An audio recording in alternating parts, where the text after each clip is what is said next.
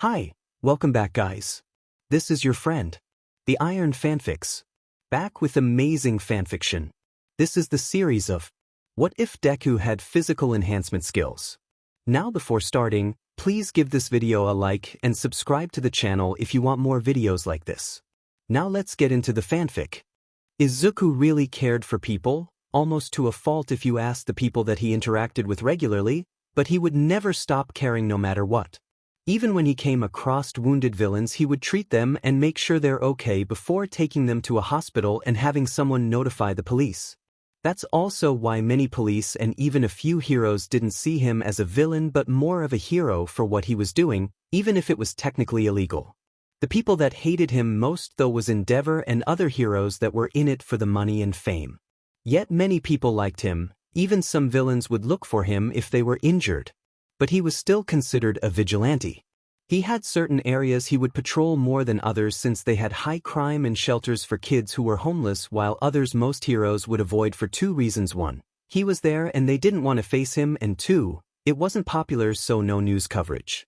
That always set him off about certain heroes, not wanting to do things because of little coverage. So that's where he was right now, by one of the shelters he visited to make sure they always had money and food. He was sitting on one of the roofs, simply looking over the streets and listening for anything suspicious that was happening.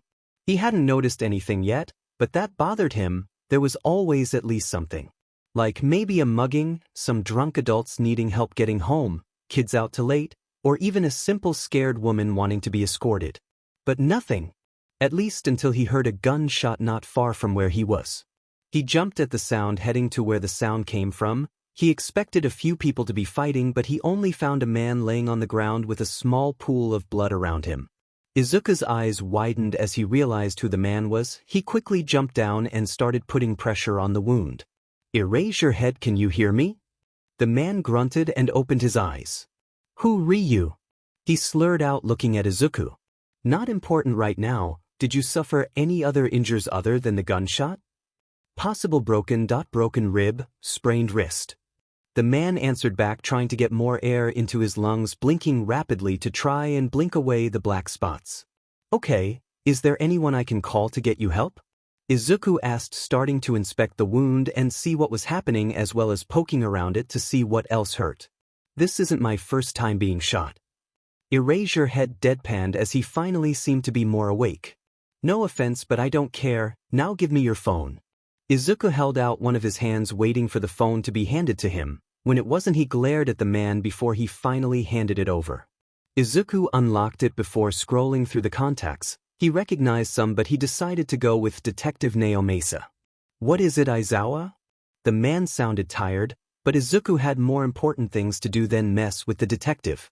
"Evening, detective. It's Seishin. Erasure Head is down with a bullet wound, sprained wrist, and possible broken ribs." The detective paused before finally speaking. "I'm sending an ambulance to your guys' location. I'll accompany them. If you don't want to risk getting caught, I suggest you leave." The detective warned. "You know me, detective. If I didn't want to risk getting caught, I wouldn't have called." Izuku hung up and looked back down at the man, who looked shocked. "You're Seishin? You're just a kid." The man was holding eye contact with the boy as he seemed to still process everything. "I know, Erasure Head, but at least I'm not the one shot on the ground." He sassed back, trying to lighten up the situation.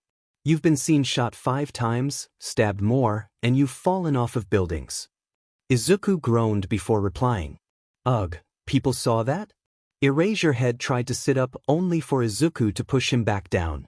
"Don't move, you might move the bullet and worsen your state," Izuku warned, sounding like a doctor or mother. Erasure Head laid there, wondering who it was under the black medical mask and hat. According to sightings and witnesses, they had been active for almost 5 years now, and they sounded and looked no older than all the sighting were the same. A short, lean person with vibrant green eyes that almost seemed to glow in the dark, in dark leggings and a skin-tight short-sleeved shirt, and always carrying a black staff.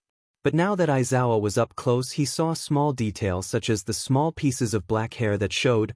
The shirt was black with padding, same with the leggings. He wore gloves with metal knuckles, a black sleeve on his left arm that looked electronic, and the staff seemed to be small as it laid on the ground. Not only that, but he had a backpack on his back that was a drawstring, He saw the vigilante pull out first aid things and a few gauze to stop some of the bleeding. You've been doing this for almost 5 years and you look no older than 14, though your voice makes you sound older. I can hear the robotics to it, meaning a voice modifier. So how old are you? The boy froze and locked eyes with him again. 13. Izuku answered simply before going back to work on the wound. And what's your quirk? No one's ever seen you use it. Erasure Head didn't think he'd get an answer, but Izuku did anyway. The boy didn't answer but continued to work on the wound while waiting for the police. Soon the ambulance and detective pulled up with Izuku explaining the injuries to the paramedics. He was about to leave, but when he turned around, a handcuff latched onto his left hand. The detective smirked at him until he yanked, making the detective lose balance and run away from the situation. So let me get this straight, you ran into an injured Erasure Head and avoided capture once again. Which I'm proud of again, but now you're like 12. The purple-haired boy asked again after hearing the story. Jesus Izuku, one of these days they're gonna catch your dumbass. The blonde nearly shouted at his idiot of a friend. I know, but what was I supposed to do? The boy in question tried to defend himself but to no avail. I don't know, dipshit. Call the cops, patch him up, don't answer his FNG questions, then leave. Izuku was glad they were at his apartment and not somewhere else where someone might call the cops. Okay, maybe it wasn't the best idea, but I had to help him, Kakin. He could have died. Izuku said, trying to defend himself again. I'll give you that, but it was still a dumb move, Aizu. Something could have went wrong. But it didn't, Toshi. Therefore I did the right thing. Izuku shrieked as he declared himself the winner of the argument. Yeah, whatever, now get your FNG food, you useless assholes. Bakugo grumbled at them. I'll have you know I am perfectly useful. Shinsuo declared as he grabbed one of the rice ball. I, however, am not. Izuku declared, almost proudly grabbing one as well. Zuku, we've talked about this.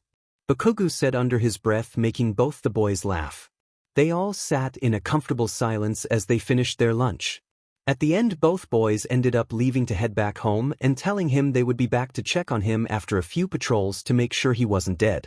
It had been a week since Izuku had ran into Erasure Head, and he hoped it would stay that way for now. He stood on the edge of the building looking over into the streets and alleys. He had been watching this area for about an hour now, and seeing as there wasn't any movement, he figured it was time to move again. He stepped over the edge and allowed himself to drop, heading towards the ground. He was halfway to the ground when something was wrapped around him, making him stop and let out a quiet squeak. He struggled in the binds, trying to maneuver to his knife he had on him, but the catcher had already pulled him up and let him go on the roof. W-O, it's you. Izuku looked at the tired man in front of him and smirked under his mask. Hey, Erasure. Good to see you're all healed up. He stood up and brushed off the fake dust before smiling widely and turning around to leave. Hold it. Erasure Head grabbed onto his shoulder to stop him, but before he could think, he was flipped over the boy's shoulder and onto the ground. He looked up and the boy looked absolutely sad until he blinked and jumped back a little in shock. Oh, sorry Erasure, you scared me a little. He tried to play it off and laughed awkwardly while helping up Erasure Head. It's fine, but I can't just let you go, you're a vigilante. Izuku's eyes widened and he took off running across the buildings. Don't make this difficult. Erasure Head yelled, running after Izuku. I'm not. You're the one chasing me. Izuku yelled back, trying to lose the hero. They continued running around until there was a scream. Izuku immediately stopped and turned to the direction of the scream, running to help. When he got there, he saw a woman surrounded by 4 men. He quietly took out 2 of the guys, tying them up and heading for the other 2. Look boys, he's here. The girl stopped crying as she spoke. Oh ho ho, so the little fox actually showed up. As soon as the man said that, Izuku felt panic rise into his chest. The man slammed his hand onto the ground, causing electricity to flow in the ground. Izuku jumped up, avoiding getting hit. Once he landed, the woman was in front of him with a knife pointed at his face. She slashed down, cutting from his jaw down his neck. He jumped back in surprise and almost got caught in the arms of the other man. He jumped into the air, pulling out his staff and making it turn to its usual size. He began fighting off the 3, getting the man with the electric quirk down first, then the girl, then the other man.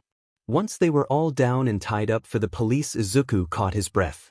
His part of his face was still bleeding and his chest felt like it was closing around him, and his vision swam slightly as he tried to breathe. Before he finally hit the ground, someone had caught him, making him started to panic and thrash until the person spoke. Hey, calm down, you need to breath. He immediately recognized the voice and sunk slightly into the person, finally catching his breath and calming down. He stood up again, finally gaining his balance and seeing his surroundings. Good of you to join Erasure Head.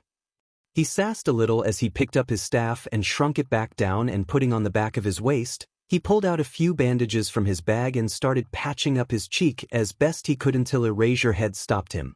Jesus, kid. He took the supplies and started redoing them since he had a better angle than Izuku. Thanks. He sat there letting the hero work on him as he thought up of more weapons. He could have to be more prepared. I could go for a retractable knife on my right arm as a defense and weapon, or a foldable shield instead that I could throw like in that old comic. You're mumbling. He jumped a little but not enough to affect his wound, and I would go with the shield, not a weapon you can be triad for. Izuku blushed a little. Sorry, old habit. Erasure Head stared at him for a moment before standing back up and helping up Izuku. Guess you gotta try and arrest me now? Erasure Head stared at him again before sighing. I'm going to regret this, he whispered to himself, but Izuku heard him. Okay, problem child, get out of here. Izuku looked at him shocked. What? Leave before I change your mind and do arrest you. Izuku looked at him before shouting, yes. He hugged the hero but pulled away before the other could react. Thanks, Erasure Head. Also, I think I'll do the shield. The boy quickly climbed up the building and left the hero behind and shocked. He hugged you? Nemuri asked, trying not to laugh. Yes. Aizawa stated, simply trying to get away from the topic. Why would he do that? Yamada asked, butting in. Before Aizawa could answer, the principal walked in holding a box. It seems you have a present, Erasure Head. The three looked up. Who's it from? He asked, taking the box. On the top was a written Seishin, and he groaned. It would seem our young vigilante friend. The other two heroes gasped and grabbed the box from him to open it. When they opened it, the two gasped and squealed. Inside the box was a small kitten with a black coat and white around its neck with yellow eyes. It stood up and meowed at them. Show Yuta. It looks like you. Aizawa walked over and picked up the small kitten, having it curl up into his arms and purr. Both the other heroes started squealing, getting the attention of some of the other heroes who were now all looking at the kitten. Aizawa pulled out a note from the box and read it, with the other teachers looking over his shoulder to read it. Dear Erasure Head, thanks for the help and patching up. The cut is gonna scar though. Anyway, one of my friends said I owe you one, and the other has a cat that just had kittens, so he let me take this one to give to you, saying it looked like you. It has a twin, but they wanted to keep that one, so he told me to give you this one. Sincerely, Seishin. P.S. She likes to hide in things, so she'll probably hide in your scarf. As they finished reading, the kitten climbed into his scarf and started sleeping on his shoulders. All the teachers awed at it as Aizawa sighed and sat down at his desk to get back to work, with the others soon doing the same. You're such a dad. He activated his quirk and looked at Nemuri with a glare. What? He asked in a low voice. Oh come on, that stopped working long ago, but look at it. You patched him up, let him go, and he gave you a cat. You love cats.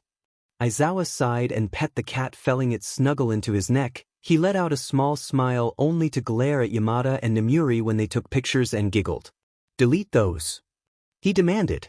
No, I just got pictures of my soft husband and I'm never getting rid of them, Yamada declared before running out the door, followed by Nemuri. Do you think he liked the cat? Shinsuo asked to Izuku, who was sitting at his workbench. The principal somehow contacted me and sent me pictures of him smiling while petting it, so yeah, probably. Shinsuo laughed but seemed in a good mood. Good, Erasure misses his sister though. Izuku put down the shield he was working on and spun around to face his friend. Wonder if he would adopt? What? Shinsuo yelled in surprise and fell out of his chair and onto the ground, where a small kitten with a plain black coat and green's eyes ran over and started liking him. Okay kitten, I think you loved him enough. The small animal looked up with her tongue still out. You got the cutest one, Zuku. The other boy said, now petting the little cat. Yeah, she's a little derp. He teased going back to his work. I'll have to ask him next time if he does. After a little while, Izuku jumped from his desk with a victory cry. Did you finish it? Shinsuo asked, looking up from his phone with a small smile, seeing his friend smile with excitement. Throw something at me, he yelled, holding up his right arm that was in a black sleeve glove. Shinsuo picked up one of his shoes and threw it at him. Izuku turned his hand into a fist as the shoe came flying. A shield unfolded from the sleeve and blocked the shoe. Now check this out. He grabbed onto the shield with his other hand and threw it, making it hit a wall and bury itself into the wall. The shield was a shiny black with silver edges in the shape of a shield from the medieval movies. Wow, that's pretty cool, Zuku. Shinsuo said, pulling out the shield and looking at it. It was pulled from his hands and sent flying to Izuku, who caught it and laughed at the other boy's face. It's awesome, isn't it? Izuku cheered as he put the shield back on and turned it back to its smaller form. Okay, it's awesome. Shinsuo's phone pinged, making him look at the screen with a sigh. Okay, I gotta go see Izuku. He waved goodbye and left, going back to the house. Izuku was out at the store looking for any snacks he could find. So far all he had gotten was coffee, cookies, and applesauce packets. Bakugo had argued that he needed more actual food, but he just waved him off. The store was pretty quiet since it was pretty late at night. He always liked the store like this since it was quiet and kinda creepy, plus no one would even question him. How do you lose a man, Hisashi? Especially your husband? Izuku looked confused as he turned a corner and saw two people looking frantically around the area, a little panicked. Are you guys okay? Izuku asked, walking up to the two adults. Oh, sorry, we just lost our friend and can't find him. The woman explained, a little calmer than how she just sounded. Izuku pulled out his phone and started typing on it, pulling up the security cameras, AMD going through them. What does he look like? Long black hair, kinda like a hobo. The woman explained. Most beautiful man in the world. The man said, both causing Izuku to laugh. Okay, well, it looks like he's in aisle 7. While Izuku was looking, he realized that the man they were looking for was Erasure Head, and he didn't feel like fighting tonight if they did. Oh, thanks. The two hugged him, about to leave, until the woman stopped. Would you come with us in case we lose him again, please? Izuku froze, from 1, the shock, and 2, he could get caught, but if he said no it would be suspicious. Sure, I won't mind. The three started walked when the two introduced themselves. Oh right, my name's Kayama Nomuri. Nomuri greeted as she smiled at Izuku. My name's Yamada Hisashi. My name's Midoriya Izuku. Nice to meet you, Midoriya. But why are you out here so late? Oh well, that I don't really do good with people, and it's usually pretty empty at this time, so I'm not as nervous. It wasn't a lie, he didn't do well with people unless he was in his mask or calmed down more. Oh, sorry, we didn't mean to freak you out if we did. Yamada apologized while Nomuri agreed. No, it's fine, just wasn't expecting it. Izuku waved them off as the conversation dipped into different random topics until they ran into Erasure Head. Oh, Shoyuta, glad we found you. This is Midoriya Izuku. Midoriya, Aizawa Shoyuta. Nomuri introduced the two. Izuku was panicking, but he pushed it down and rubbed his neck awkwardly. It's nice meeting you, Aizawa. They needed help finding you is all. He said with a small smile. I better go though, have a nice night. He quickly walked away until he turned the corner and ran to pay and leave. Aizawa stared as the boy left before sighing heavily and glaring at the two. What did we do? Yamada asked, a little scared. You just gave my civilian name to Seishin, or Midoriya Izuku now. He sighed again as his friends started freaking out. That was him? Yamada nearly shrieked as Aizawa glared at him. But he was so nice and awkward and adorable. Nomuri cried as she waved her hands. What did you expect? He's a problem child who gave me a kitten for patching up that injury on his cheek that's now that scar. Oh my god, we just let him get away. Nomuri cried as Yamada still panicked. You know you wouldn't have arrested him, we have no proof except what I saw, and even then that's questionable, but both heroes looked at him as he spoke. We have a name now. Midoriya Izuku, age 13, Quirkless. Mother died in a hit and run when he was 5 and was placed in an orphanage. 3 months later ran away from the orphanage and has dropped off the map until now, well, not really, seeing as he's technically all over the news. The detective explained to Aizawa, Yamada, Namuri, and Netsuhu. We're all sitting in the principal's office. Problem child. Aizawa mumbled under his breath as he heard all the information. What about the father? Namuri asked, processing everything. Villain named Dragon, arrested when the boy was 4 for spouse abuse. Aizawa sighed and sunk back into his chair. And no one ever reported him missing? Yamada asked, looking a little angry. No, we questioned the owners and they said they didn't because no one wanted him there because he was quirkless. We arrested the owners for quirk discrimination and moved the children. Netsu sent a sincere smile towards Detective Tsukachi, who just nodded his head. It seems like quite the predicament we're in. Netsu said happily as he threw his hands into the air. I need a nap. Gave. Name. Bakugu yelled as he threw his pencil at Izuku. Okay, I did, and it was a dumb move. You bet your effing but it was. They can track you now to here. He yelled with explosions in his palms. As much as I hate to agree with the explosive idiot Dash, hey, why didn't you just give them a fake name or something? Shinsuo asked, dodging another pencil from the explosive teen. I don't know, it slipped my mind, and Kaken, they can't track me, I used a fake name to Dash. Izuku was cut off by his screaming friend again. Why didn't you use that one then, but Hat?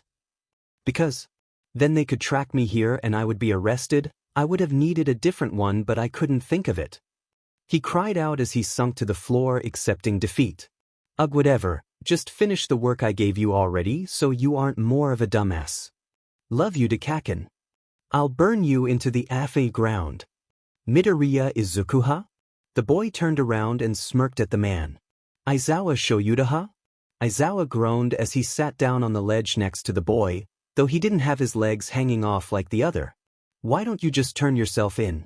We know who you are and what you're doing isn't technically illegal, so why not? Aizawa asked, getting away from their usual playful tone. Because what are you gonna do? You'll stop me from helping people and being able to do it without getting others in trouble. Izuku continued, looking down at the ground as the hero tried to speak. Mid-dash, Izuku cut him off before he could get the first word out. Do you plan on adopting someone with present mic? How did Dash answer the question? Aizawa looked from Izuku to the ground. Yes, at some point anyway. Izuku stood up and handed Aizawa a piece of paper. Go to this address, ask to see Shinsuo Hitoshi, he actually needs help. He stood up and began walking away. He's the friend that gave you the cat? Bye Aizawa, I'll see you later. He left with a cheery voice. Aizawa looked at the address before pulling out his phone and calling someone. Hey, how do you feel about adopting someone? Shinsuo sat in his room petting his cat Erasure as he scrolled through the news to see if he needed to check on Izuku. Usually if he was hurt it would somehow get all over and lead to both him and Bakugu stomping over there to make sure he actually treated himself, like when he got the scar on his cheek a few months ago. Hey, go downstairs, there's a couple looking to adopt and they asked to see you, for some demon reason. The worker said, walked back out of his room. He didn't say anything since most people didn't allow him to talk due to his quirk, so he just walked out of his room with Erasure on his shoulders. He doubted that these people would actually want to adopt him after he used his quirk. He always used it on people that seemed a little suspicious and they usually turned out to be some creeps or something. When he walked into the designated room he was shocked to see that it was none other than his 2 favorite heroes in civilian clothing, though he didn't let it show. He sat down on the chair facing them, and as soon as he knew no one else was listening he spoke up. Who are you and what do you want? Neither seemed to shy away from the questioning and present Mike only smiled brighter. Well, we're looking to adopt and we wanted someone old enough to handle themselves when we aren't home. Shinsuo glared at the two until Erasure jumped from his shoulders and walked towards the two. They watched as another cat jumped out of Aizawa's scarves and started playing with Erasure. So I was right, you're Erasure Head and present Mike. Yamada looked a little shocked but Aizawa didn't, he only smirked. Which means you're probably actually here because you learned who Seishin was and want answers. He stated, simply glaring at the table. Aizawa now understood why Izuku had sent them here, He obviously wasn't being treated right, and he could tell that by how everyone reacted when they asked to see Shinsuo, and now he could see sadness in the boy's eyes as he said that. "You want to be a hero, right?" Aizawa asked out of the blue, looking the boy in the eyes while Yamada just smirked. "What's it to you? They said you have a villain's quirk, so I'm asking, do you want to be a hero?" The boy looked in his eyes as he glared. "Yes." "Great, Hizashi, go tell the woman we're taking Shinsuo, then call Detective Nao Mesa about quirk discrimination." Yamada smiled and stood up. "Welcome to the family, Shinsuo." He cheered before walking out the door. "What just happened?" Shinsuo asked, looking confused as all hell. "We just adopted you." "I get that, but why?" Aizawa stared at him before answering. "I've heard a lot about you from Midoriya, and I already know you're a good kid that just wants to be a hero, and I only help those who have potential. And you seem to have it, so we're adopting you and getting that woman arrested for quirk discrimination." "Yeah, but don't you just want me to give you information on Izu so you can arrest him?" Aizawa stared a little shocked but didn't quite show it. "We don't want to arrest him, we decided we want him to become a hero legally, he just doesn't quite trust us enough." Shinsuo lifted an eyebrow expecting something more. Aizawa sighed before continuing, "And I want to give you both something you haven't had in a while. And that would be a family." Yamada finished as he walked back into the room. Shinsuo looked between the two before putting his head in his arms on the desk. The two looked worried to each other as his body began to shake. Yamada placed his hand on the boy's back till he lifted his head, revealing he was laughing with tears down his face. "Oh my god, I hate you both," he playfully shouted as Yamada hugged him with Aizawa soon joining. It hadn't been long since they adopted the boy, but they noticed a pattern he seemed to have. Almost every day after school, instead of going home, he would apparently go to a friend's house and work on homework before coming back. Then, a little before Aizawa would go on patrol, he would sometimes call someone and slightly yell at them with someone else. At first they thought it was Izuku, seeing as he would talk about his day with Aizawa and mention his friends visiting, but one day when Yamada was planning on taking Shinsuo out for ice cream since he had done good on a few tests, he saw him walking with an ash-blonde boy who looked almost always angry. After the third time seeing them together, Yamada had proposed an idea to Aizawa about inviting the boy over. "I don't see why not, as long as he doesn't destroy anything." Now he only had to convince the two boys to come over. When Friday rolled around, Yamada drove to pick up Shinsuo. He saw him walking with the same blonde boy, except this time the blonde was signing instead of talking, with Shinsuo signing back. He read some of it and was a little surprised. "So you haven't called either of them Dad or Papa?" The blonde signed somehow angrily to the boy. "No, what if they get mad?" "Oh please, they adopted, you're sorry, but, plus," the boy did a symbol sort of thing he didn't recognize, "got them to you and he's not that dumb." The symbol must have meant Midoriya, then he thought to himself. Though he wasn't sure how he liked the boy calling Shinsuo a sorry but. Yamada walked up to the two waving. The blonde, upon seeing him, lifted his hands separately to his ears before going back to walking normally. Hearing aids, Yamada thought, but he signed his words normally, so he continued anyway. "Hey Hitoshi, your friend should have dinner with us," he said, looking between the two. "Sure, you want to?" He turned to the blonde, who hadn't changed from his angry expression. "Why not? I'll tell the hag." He pulled out his phone, sending a text. "Hag?" Yamada signed. "He means his mom." Yamada lifted an eyebrow but didn't question it further. "She doesn't care," he said. Yamada could see the slightly sadness in his eyes but didn't comment. "Okay boys. Shall we?" He led them to the car with both boys sitting in the back texting on their phones.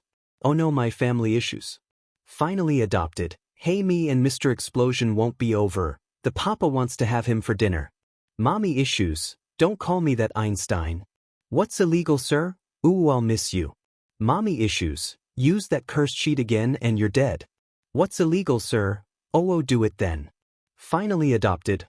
Oh, I'd like to see you try. Mommy issues. I hate you both. What's illegal, sir? Those platonic cuddles you give say otherwise, Kakin.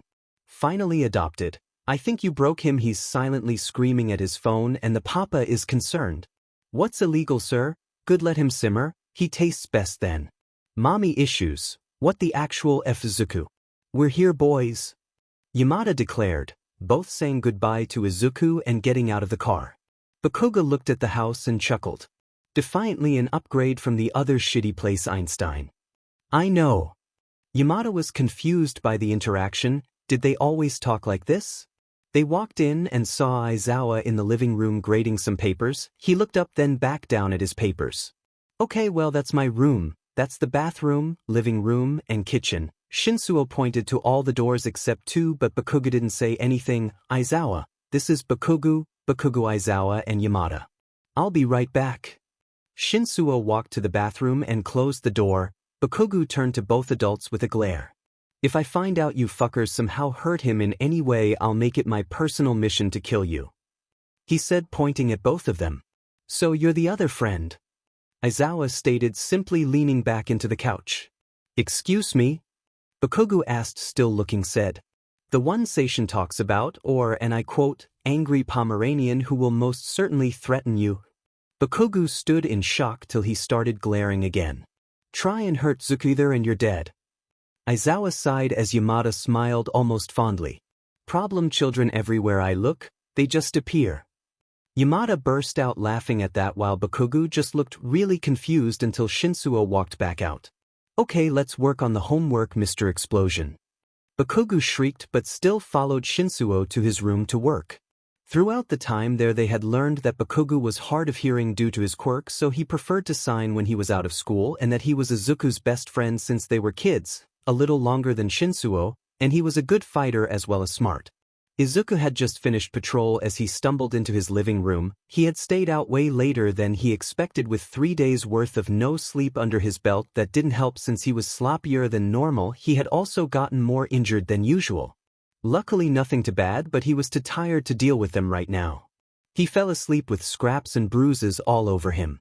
When he had woken up it was from someone unlocking his door. He panicked for a moment until he realized only Bakugo and Shinsuo had keys. The door opened revealing two said boys walking in, both looking tired and ready to die at this point. You both look like shit, Izuku said in his tired and injured state. Not too good yourself, a-hole, you look like someone threw you into a wall. Bakugo said, going into the kitchen and grabbing a few waters. I did, 3 times in fact, not as fun as it sounds. How does that sound fun, Aizu? Shinsuo asked, moving the boy's legs so he could sit on the couch. It's not, that's the point. Izuku slurred out, almost falling asleep again. Bakugo came back with a few medical supplies and woke Izuku back up. No falling asleep yet, Zuku, sit up. The boy did as he was told and sat up, allowing Bakugo to sit on the couch as well. Izuku woke up enough to help in patching up his wounds, and once he was done he laid back down on Bakugo and used him as a pillow, all 3 soon falling asleep.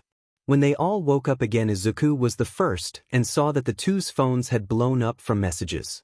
He looked at the 2 phones and unlocked them and answering them over text. Tired son, sorry Toshi fell asleep at my house.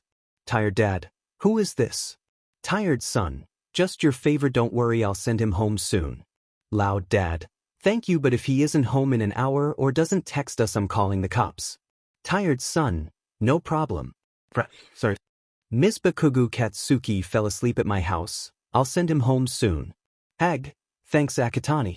Izuku got up all the way and shook the 2 boys awake, one grumbling and the other throwing one of the pillows at him. Hey, don't blame me if Toshi's parents get us arrested.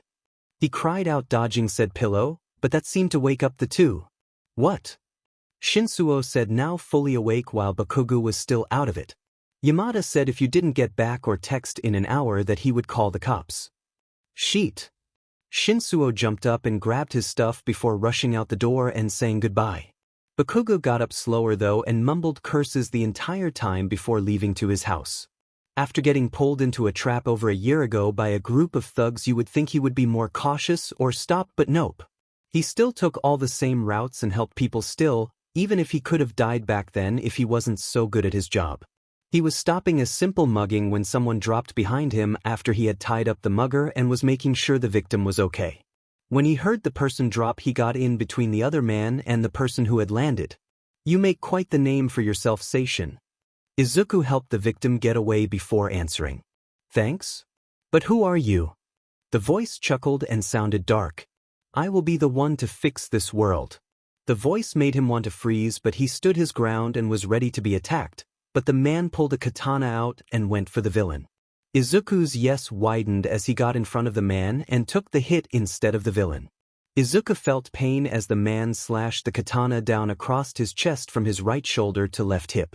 Blood dripped from the wound as he fell to his knees, but he slowly stood back up. The voice chuckled again. I see you're a true hero. Even though you don't wear that title, you get to live. The man ran away, leaving the bleeding boy to try and breath. Sure, he had seen people die and kill while he was on the street and always tried to stop it, but here he was once again almost being killed. He used his staff to try and walk, and was slightly successful, to get back to his apartment to stop the bleeding. He successfully made it back to the apartment and started to stitch his chest up. It was sloppy, but at least he wasn't bleeding out that bad anymore. He wrapped his torso to stop the bleeding before going into the kitchen to get food and water. He knew he would need it with how much blood he lost. This just in, the newswoman said going to a crime scene, the vigilante Seishin was apparently injured by a slash down their chest. Police have asked people to keep a lookout for someone with that injury. If you see anything, contact the police and a hospital. The two pro-heroes looked in shock at the screen, not sure what to do. Tsukachi Neo Mesa. You effing idiot. Aizawa stormed into the principal's office with Yamada and Namuri trying to calm him down. The detective looked up confused with the principal smiling. Good afternoon, Aizawa. What seems to be the problem? The principal asked with a little mischievous in his voice. The problem is that Seishin could die. The detective looked even more confused until Aizawa continued, You told people to be on the lookout. He isn't going to go to a hospital or get help if people are looking for him. He could die. My people say that with the amount of blood left behind that the wound wasn't too deep. Because he left soon after the attack. You and I both know that blood trail was longer than it needed to be. Aizawa quieted down but was still glaring at the detective and talking with a cold voice. If he's as smart as he's proven, then he'll be fine. Before Aizawa could speak, the detective continued, If it's bad, then your kid will tell us, right? I'm sorry I made a snap judgment about the situation. I'm aware what happened, but my chief decided it was best to tell everyone. That's why I haven't put his name in the case file. Aizawa glared at the man for another moment. Fine. He turned around and walked back to the teacher's lounge. Shinsuo sat on the train in a panic, hoping the boy was dead in some alley or dead on the couch. Once him and his dads had seen the news, they had told him to make sure that Izuku wasn't dead and to call if something happened. He really hoped one of his only friends wasn't dead. Yes, he said one. Then again, he only had two, Izuku and Bakugo. He wasn't super close with Bakugo, but they hung out enough to go to each other for problems if Izuku wasn't available. So when the train stopped, he all but bolted out of the train and ran towards where Izuku lived. When he got to the door, he quickly unlocked it. Izuku! He yelled as he quickly closed the door. Said boy slowly walked out of the kitchen with an empty bowl of katsudon and a water in the other hand. He had bandages wrapped around his shoulder and stomach with a very small amount of blood on it. Hi Toshi. What's up? Shinsuo just looked at him before running over and pulling him into a hug.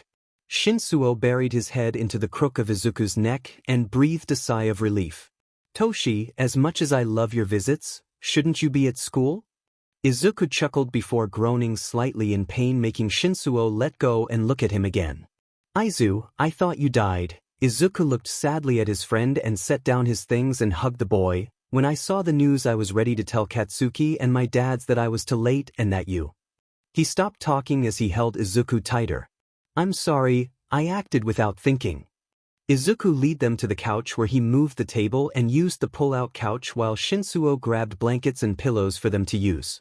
Once everything was set up and the two laid down with Izuku using him as a human pillow, Shinsuo quickly texted Yamada, Aizawa, and Bakugo that he was okay and not bleeding out. Neither of them woke up until someone walked in and closed the door, though only Izuku woke up. Kaken? Izuku asked, still a little out of it. The boy looked at the bed and smirked. Go back to sleep, nerd. Bakugo said as he set all of his things down and sat on the edge to change out of his uniform. "Es okay, I'm not dead." The blonde froze as his friend spoke. He turned around with a small smile. You're not. Though it sounded like he was talking to himself more than anything. Bakugo walked around to the other side before lying in the bed next to Izuku, both soon falling asleep. Aizawa and Yamada had both seen Izuku in and out of uniform, and both we very different experiences. When Yamada had first met Izuku in uniform, it was because he had come across the pro hero in a tight spot and helped get the villains knocked out, and leaving with a goodbye and almost nothing else. But Aizawa ran into the boy a few times in uniform, both usually talking or helping each other out but absolutely nothing else. All and no idea what would make someone think that. The two only running into Izuku out of uniform at the store before he ran off. So when Shinsuo hadn't come back from making sure Izuku was okay, the two were a little worried, especially when it was getting late and he wasn't answering his phone. I'm sure he's fine, Shoyuda, maybe he lost track of time. Yamada tried to reason even though he was panicking as well. If he lost track of time, he would have answered his phone by now. Aizawa answered through gritted teeth as he pulled out his laptop. What are you doing? Yamada asked, looking over his shoulder at the screen. Looking T his last known location with the tracker on his phone. Aizawa pulled up the map showing he was at an apartment complex but not which apartment. Okay, let's head there and ask the owner. Yamada nodded his head as he grabbed their keys and headed out. When they made it to the complex, they headed to the front desk where a woman stood. Good evening, gentlemen, can I help you? She asked with an obvious fake smile. Our son came here this morning and he hasn't made it home. We were wondering if he had left her yet? Yamada spoke since he was a better people person than Aizawa. Oh, the boy with the blonde hair or with the purple? Those are the only two I've seen other than Akatani. Oh, the purple-haired one, we wanted to go check on him and make sure he was okay. Okay, well he's in Akatani's apartment, which is apartment level 3 number 7. Okay, thank you, ma'am. The two walked away and started heading to the apartment number. Who's Akatani? Aizawa asked. He didn't want to admit it, but him and Shinsuo talked a lot more together than him and Shinsuo due to his schedule. I don't know, he's never mentioned him, only Midoriya and Bakugo. Both wore a small frown as they made it up the levels. Kaken, can you make us some food, please? Izuku cried as he sprawled himself over his friend. Yeah, get your butt up so I can go to the FNG kitchen. Izuku cheered as Shinsuo acted like he was thanking the gods. Wait, Toshi, did you check in with your dads? Izuku asked as he got up and walked over to his friend who was doing work. Oh shit, I forgot. He reached over to his phone to turn it on, but it remained a black screen. Crap, it's dead. The three went back to their own things, waiting for Bakugo to finish his food, the blonde listening to his music in the process so he could focus better. It was silent besides the music and Izuku messing with his gear until there was a knock at the door. All three stopping and looking at the door, Bakugo stopped the music as Izuku stood with his staff in hand walking to the door. He opened it fast, holding his staff in front of him with a glare ready to attack. That was until he came face to face with Erasure Head and Present Mike. As soon as he saw them, he yelped and slammed the door closed and put his back against it. Toshi, that your parents are at my door and I'm a vigilante, he stated, both the boys looking at him in shock. You're both absolute effing idiots, Bakugo said as he walked to the door, pushing Izuku out of the way and opening the door with a glare and teeth showing. What the hell do you want? He asked almost like a growl. Nice to see you, to Bakugo. Aizawa deadpanned as he met the boy's eyes. We came to check on Hitoshi since he didn't come home or text. Sorry, my phone died. Shinsuo called from the couch as he went back to his work. Izuku slowly stepped out by Bakugo and waved shyly. Hi. He slowly put away his staff and turned back to the door. Come.in? Bakugo sighed and picked Izuku up, moving him out of the way. Come in and sit the F down, I'm making food. He threw Izuku on the couch next to Shinsuo, both squawking and falling off the couch into a pail on the floor. Love you to lava girl. Shinsuo yelled as he stood back up and waved at his parents. Call me that sheet again and you won't eat. Bakugo called back as he walked back into the kitchen. Wait, no, feed me. Shinsuo yelled back. Yamada and Aizawa slowly made their way to the couch with Shinsuo in the middle while Izuku sat on one of the chairs messing with his gear again. It was pretty silent minus the music starting back up again, but it was definitely awkward for Izuku since two people that were supposed to be catching him were just sitting on his couch doing nothing. But, Izuku, did you wrap your bandages yet? Bakugo called from the kitchen. The boy in question jumped at the voice as the two heroes looked at him, finally realizing he wasn't wearing a shirt but almost covered in bandages on his front, some blood peeking through. No, Izuku said slowly, standing up. Aizu. Shinsuo called like a warning, not even lifting his head. Fine, I get it.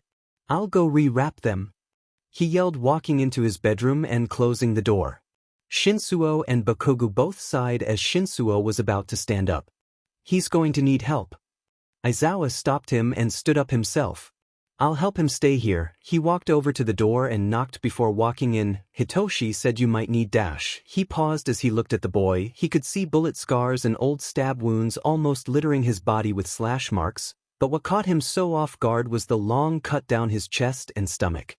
He realized Izuku was staring at him in fear until he looked him in the eyes and continued talking, that you might need help with the bandages. Yet you am sure, thanks. So, how long have you two known Midoriya? Yamada asked, turning to somewhat face the two. Our mothers were friends before she died. Bakugo explained, finishing up the food and giving it to the two in the room. We met at one of the orphanages we went to. After they moved me, we would just text. Then how did you find out he was a vigilante?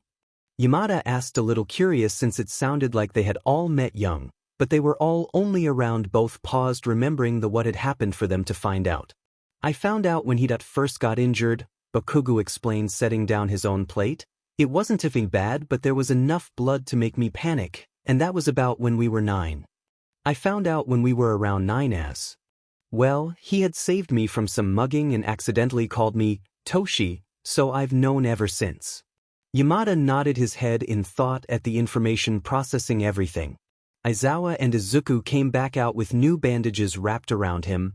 Bakugo looked up and pointed to the food with a thanks from both of them. They sat in a somewhat comfortable silence, with Yamada telling stories to fill the silence until Aizawa spoke up. Why did you become a vigilante? As he spoke, he didn't even look the boy in the eyes.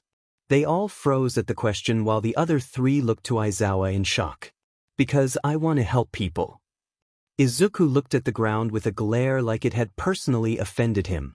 Why not go to a hero school then? Because I was an orphaned quirkless kid. People don't exactly let people without powers into a hero course. He let out a pained chuckle, so when I saw people who needed help, I helped them without even thinking. Aizawa hummed, then turned to the other two boys. And why didn't you stop him? The two looked down at the ground, then to Izuku. Dumbass wanted to do something to leave an impact on people and help without needing to be paid to do it, and considering he's the most known vigilante, he got what he wanted. Bakugo explained, finally looking back to Aizawa. After seeing him in action and helping people, I didn't see a reason to. Shinsuo explained, not looking to either of them. Aizawa looked in between the group but soon gave up and sighed while sinking into the couch. Okay, we want to rest you or take you in as long as you call us if something goes wrong, okay? Izuku looked at the hero in shock and tackled him into a hug. Yes. Thank you.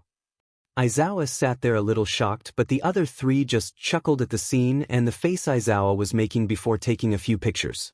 Okay, that's enough, Aizawa declared, but didn't make a move to move the boy but just looked at him. We should go since it's getting kinda late and I have patrol. Izuku finally let go and showed them out with Bakugo staying. Okay, now that they left I should probably also go on patrol. Bakugo glared at the younger boy before pulling him into a hug for a minute. I swear to God, if you come back with an injury I'm killing you. Izuku chuckled but hugged back. I'll try not to. It wasn't a quiet night, much to Izuku's dread. There had been so much activity to the point that he ran into people who normally only patrolled during the day or almost not at all. And that's how he found himself almost in the middle of a hero fight with the Erasure Head and Present Mike. He was lucky that the two wouldn't arrest him and they need help, but he wasn't lucky with the fact that there are other police officers and news people watching the entire thing. It also wasn't helpful that the police officers were trying to catch him while in the fight. The villain wasn't too difficult, but the hostages and police made it more difficult than it needed to be. So while Present Mike and Erasure Head dealt with the villain and held back the police, Izuku went and tried getting the hostages to safety. I need you all to stay low and quiet, okay? Izuku told the small group of people as he looked around the area. They all nodded except one who looked terrified and worried. The small boy grabbed onto Izuku's sleeve and yanked on it, getting his attention. My friend is stuck inside still. Please help her. Izuku's eyes widened as he picked up the boy. Don't worry, I'll get you guys out, then I'll get your friend. He lead the group out and to safety before running back in the searching for the girl. He ran into the building with it falling apart around him. He got to a more destroyed area where there was almost no ground. He was about to leave until he heard crying and saw the small girl curled up into a ball. Hey, it's okay. He slowly picked up the girl to make sure she was okay. I'm gonna get you out of here, okay? The girl finally looked up, starstruck. You're Seishin. Izuku smiled at the girl. That's right, now hold on tight. The girl clutched his shirt as he made his way down and out of the building. It was going smoothly for the most part, with a few scraps and cuts on Izuku and a few whimpers from the girl until they got to the second floor and the building shook violently. The girl screamed as Izuku tried to stand his ground without falling over. He opened his shield and lifted it over them to cover them from some of the debris falling. You're hurt. The girl spoke quietly, still in shock. Izuku looked to where she was looking, finally seeing the wounds. There was a piece of metal lodged in his shoulder and another in his leg. He could see a lot of the blood now and his vision blurred slightly. Seems like it. He turned his head back to the girl and pulled his mask down, showing his smile. But don't worry. It takes a lot more to put Seishin down. The girl smiled with a few tears as he pulled his mask back up and making it out of the building. He got the girl to her friend before turning to see the villain taken down, with Present Mike talking to an officer and a newswoman. He also saw Erasure Head heading his way. He turned to face the man until he heard a gunshot and a scream before feeling pain. Don't. Izuku fell to his knees and held his stomach with pain flowing through him. He pulled his hand away to see blood seeping into his gloves. He turned around and saw one of the officers shaking while holding a gun, with the others looking just as shocked. He slowly stood up and reached into one of his pockets and locked eyes with Erasure Head, who looked like he had seen a ghost, and threw down the small object, causing a flash to appear as he ran. Aizawa followed him to a close roof and caught the boy as he fell to the ground again, panting and shaking. Midoriya, talk to me. The boy continued to shack and cry as Aizawa spoke. Izuku, you need to tell me what's happening. That seemed to get the boy's attention as he spoke slowly. Hurts. Lots of blood loss. Can't breath. He slurred the last words as he finally lost consciousness. Sheet. Aizawa pulled out his phone and called recovery girl. I need you to prep a room, bullet wound and lodged shrapnel, as far as I can tell, possibly more. Okay, I've notified the principal. He hung up quickly and grabbed the boy and started carrying him to the school as fast as he could. Izuku opened his eyes, trying to blink away the sleepiness. Before thinking, he quickly jumped up into a defensive position, ready to attack till someone spoke up. Izuku, calm down, you're in UA with Hitoshi, Present Mike and me. Izuku barely registered it, but it was enough to make him relax slightly and just look angry. Zuku, Bakugu quickly pulled him into a hug, joined by Shinsuo. I told you that if you got injured I'd kill you, and then you went and got Ifei shot. You must have a death wish. Izuku quickly came back to earth and hugged his two friends back with a chuckle. Maybe. Aizu, I swear to everything that is holy, if you ever do that again I'm arresting you myself. Shinsuo declared as he detached from the hug. Izuku gasped and turned in Bakugu's hold to stare at Shinsuo full on. You wouldn't. Izuku said teasingly.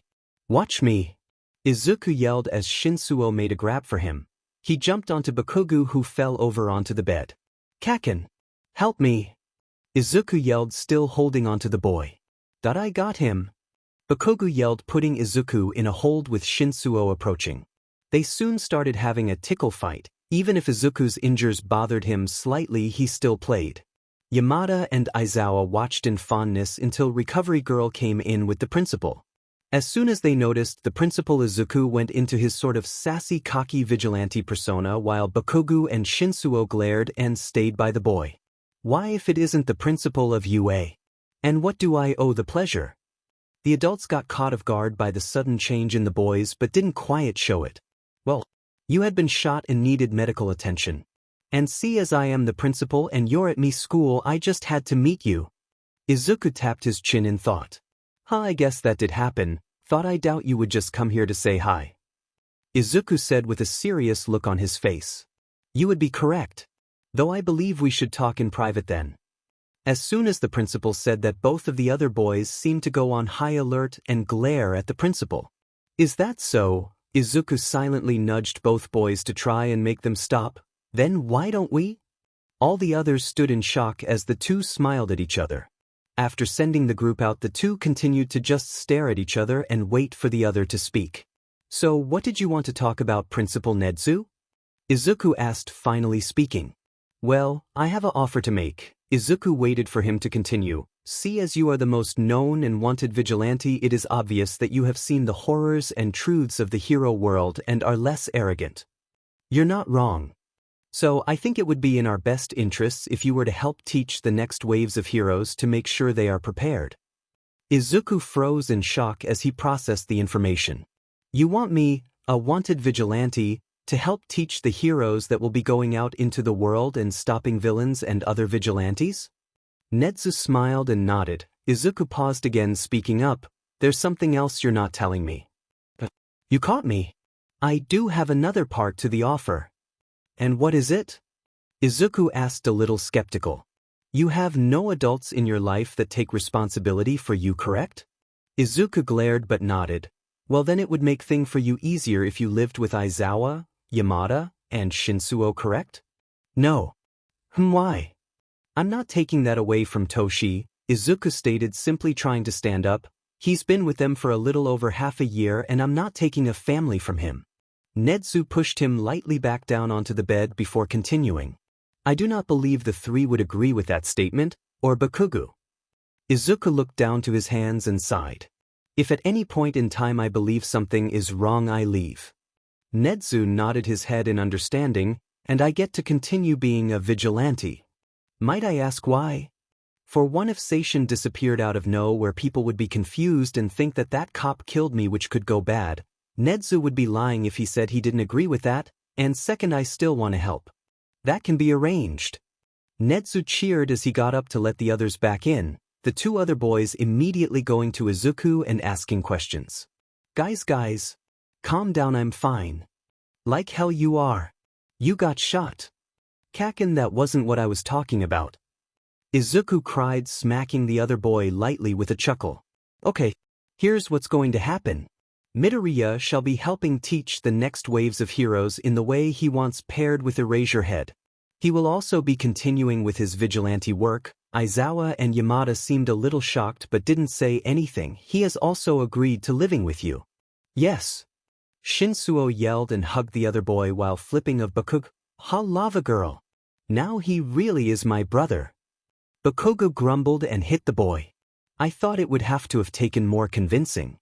Aizawa deadpanned, staring at the group. If I feel like anything is to off, I will leave, no strings attached. Izuku declared, looking at the other two adults.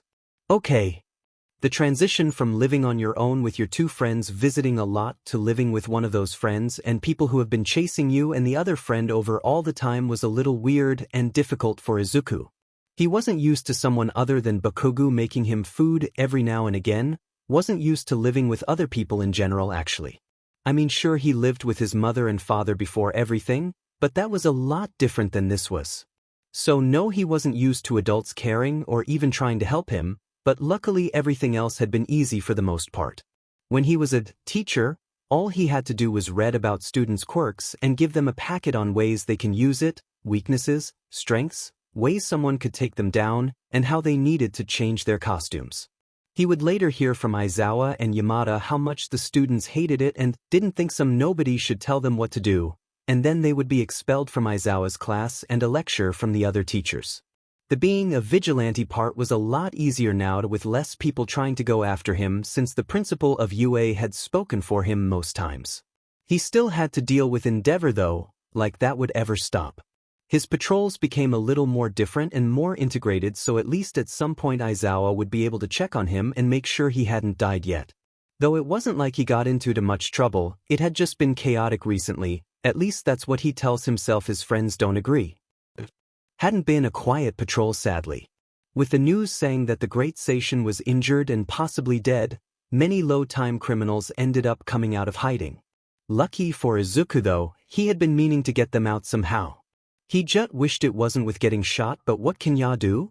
He was finishing up patrol with tying up a criminal nice and pretty when he got a call from Aizawa. You've reached Seishin, what's up? He finished tying up the criminal when he heard a curse from the other side of the phone. He paused waiting for a reply. Erasure Head? Talk to me, what's happening? Sorry kid, I won't make it in time. He quickly got out of the alleyway and onto a roof overlooking the city to try and spot the man. You won't make, what is it Aizawa, you gotta talk to me. Izuku almost yelled as he began to look for other life size. You've got a flamethrower on your tail and I can't stop him in time. He's looking for you, so you need to get back before he finds you. I won't make it in time if he finds you first because he's closer to you. Izuku's eyes widened and his breath stuttered. I can change quickly. Izuku hung up and took his bag off. His outfit worked for being able to blend in well, so all he had to do was take his weapons and some padding off before going back down to the street and walking casually. It was empty for the most part. He placed comm he made into his ear that would record anything said and call anyone if something went wrong. You there? He jumped a little but turned around facing the flame hero and another boy that looked to be about his age. He recognized him as Endeavor's youngest. What can I do for you, Endeavor? He asked. He let some venom slip into his voice as he glared at the hero. Watch your tone. I'm looking for Seishin. Has he come around here? Izuku wanted to almost laugh. Endeavor apparently, since he looked the exact same. Then again, no one had really seen Seishin before until recently. I haven't, but why would I tell flaming garbage like you? The younger Todoroki looked shocked but pleased as the other got angrier. You will not talk to me in that manner.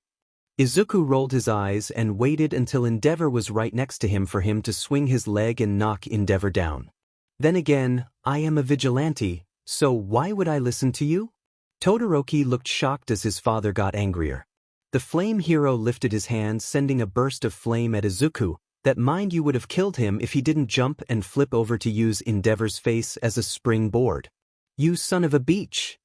Endeavor yelled as he fired again, only for Izuku to dodge again and act fake shocked. I will have you know my mother was a very nice woman. Now I can't say the same. He said lazily as he pulled out his staff and pointed it at Endeavor. After all, I felt bad for who had to birth you. That made the man angrier as he burst into more flames and began firing while hitting some buildings.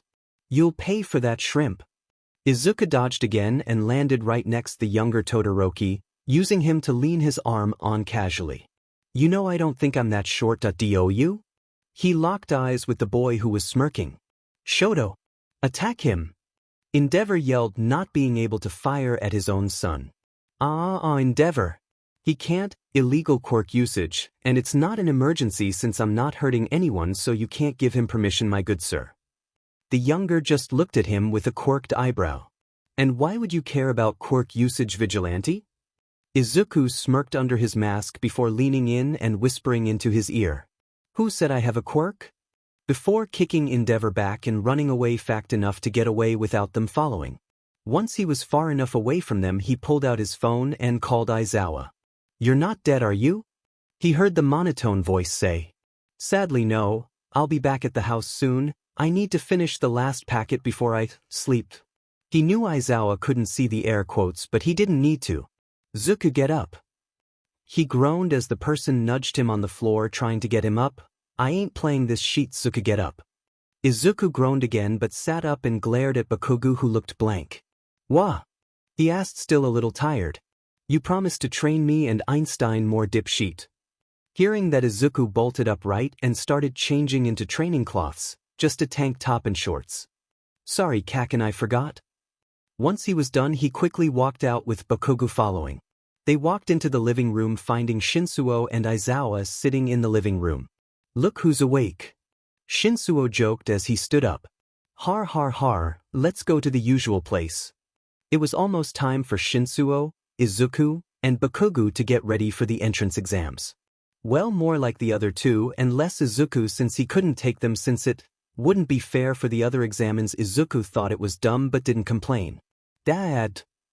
Aizawa sighed and laid down on the couch in exhaustion already. What, Hitoshi? He asked as the two problem children walked in looking disheveled.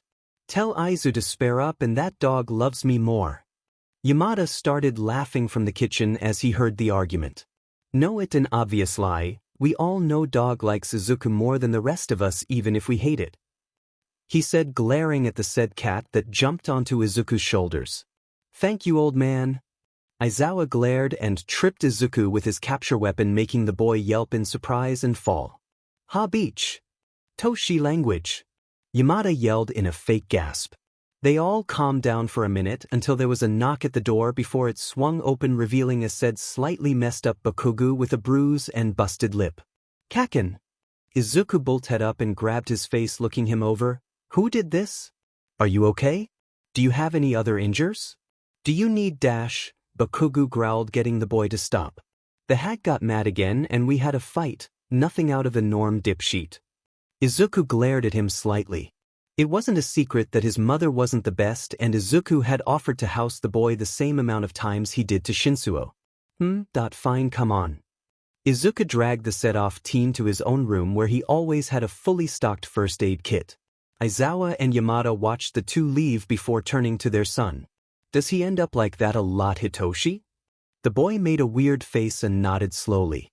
He used to go to Aizu a lot when he was injured until he moved here. So Aizu started meeting up with him at the park or at Katsuki's house when his parents are asleep.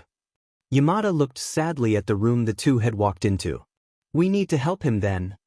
Yamada declared quietly, with Aizawa nodding his head and pulling out his phone to start the case. Do you just plan to adopt all of my friends? Shinsuo asked jokingly. Absolutely. Yamada said with a smile. Kaken. Izuku said sadly as he had the boy sit on his bed. His room was pretty plain with a few shelves for his creations and analysis and a plain blue bed. I know, okay, Bakugo looked down sadly. I know relationships aren't supposed to be like that and I should have left when you offered, but I don't know, I just. The boy seemed angry as he spoke with a few tears falling. Kaken, look at me. The boy looked up slightly, only meeting the boy's eyes a little. You're strong and no one thinks otherwise. You didn't leave because she made it seem that if you did you would be punished, but you always got help when you needed it, even if it was just me and Toshi. Izuku fixed him up and hugged the boy for a minute, letting him calm down before they went back out to the living room. Okay, me and Zashi need to leave and go to the school for the recommendation students. Nedzu said you guys could come. Aizawa said, standing up to get ready. I have to go anyway, right? Izuku asked tiredly. Correct. Izuku sighed heavily and went into his room to change into some presentable cloths. We'll get around to then. Shinsuo said, grabbing onto Bakugo's arm and dragging him into the room. Hey, let go, a-hole. Shinsuo ignored him and shoved him, having Izuku catch the falling boy. The five had finally made it to UA, with Yamada and Aizawa making the kids stay in the teacher's lounge before they would get Izuku to analyze their quirks. As they sat there, they mostly talked quietly about what they were going to do during the exam. I don't think I'll get into 1A though, my quirk isn't for combat. Shinsuo sighed as he leaned back. If you don't get into 1A, Toshi, I'm burning down the school. Izuku said casually. He won't, but he'll raise hell. Bakugo explained, rolling his eyes at his dramatic friend. They stopped talking as a bone-looking man walked in and looked at them shocked. I don't think you boys are allowed back here. The man said like a stern father, but still a little confused. Our parents are teachers. Shinsuo stated, simply making Bakugo growl a little and whisper, not my parents. Oh, I apologize, I wasn't aware any of the teachers were married or had children, though you young men don't look anything alike. Adopted. Izuku and Shinsuo said at the same time, almost sounding bored about the situation. I see. The door opened again, revealing Aizawa, who glared at the man, then looked to the three kids. Izuku, this is Toshinori Yagi, he's a new teacher. You two will talk more in the observation room. He turned around with Izuku standing before turning back. You two stay here for a minute, we'll be right back. The two adults and teenager walked out into the hallway, going to the observation room. Before they got there though, Aizawa stopped them and pointed to Yagi. Izuku, this is All Might. All Might was about to protest, but Aizawa glared at him. This is Midoriya Izuku. He's on the teaching staff as a quirk analyzer and battle teacher. You two will end up working together more often than not, so yes, he needs to know. But why is young Midoriya a teacher? He's only 15. He's been working here since he was 13, he's fine.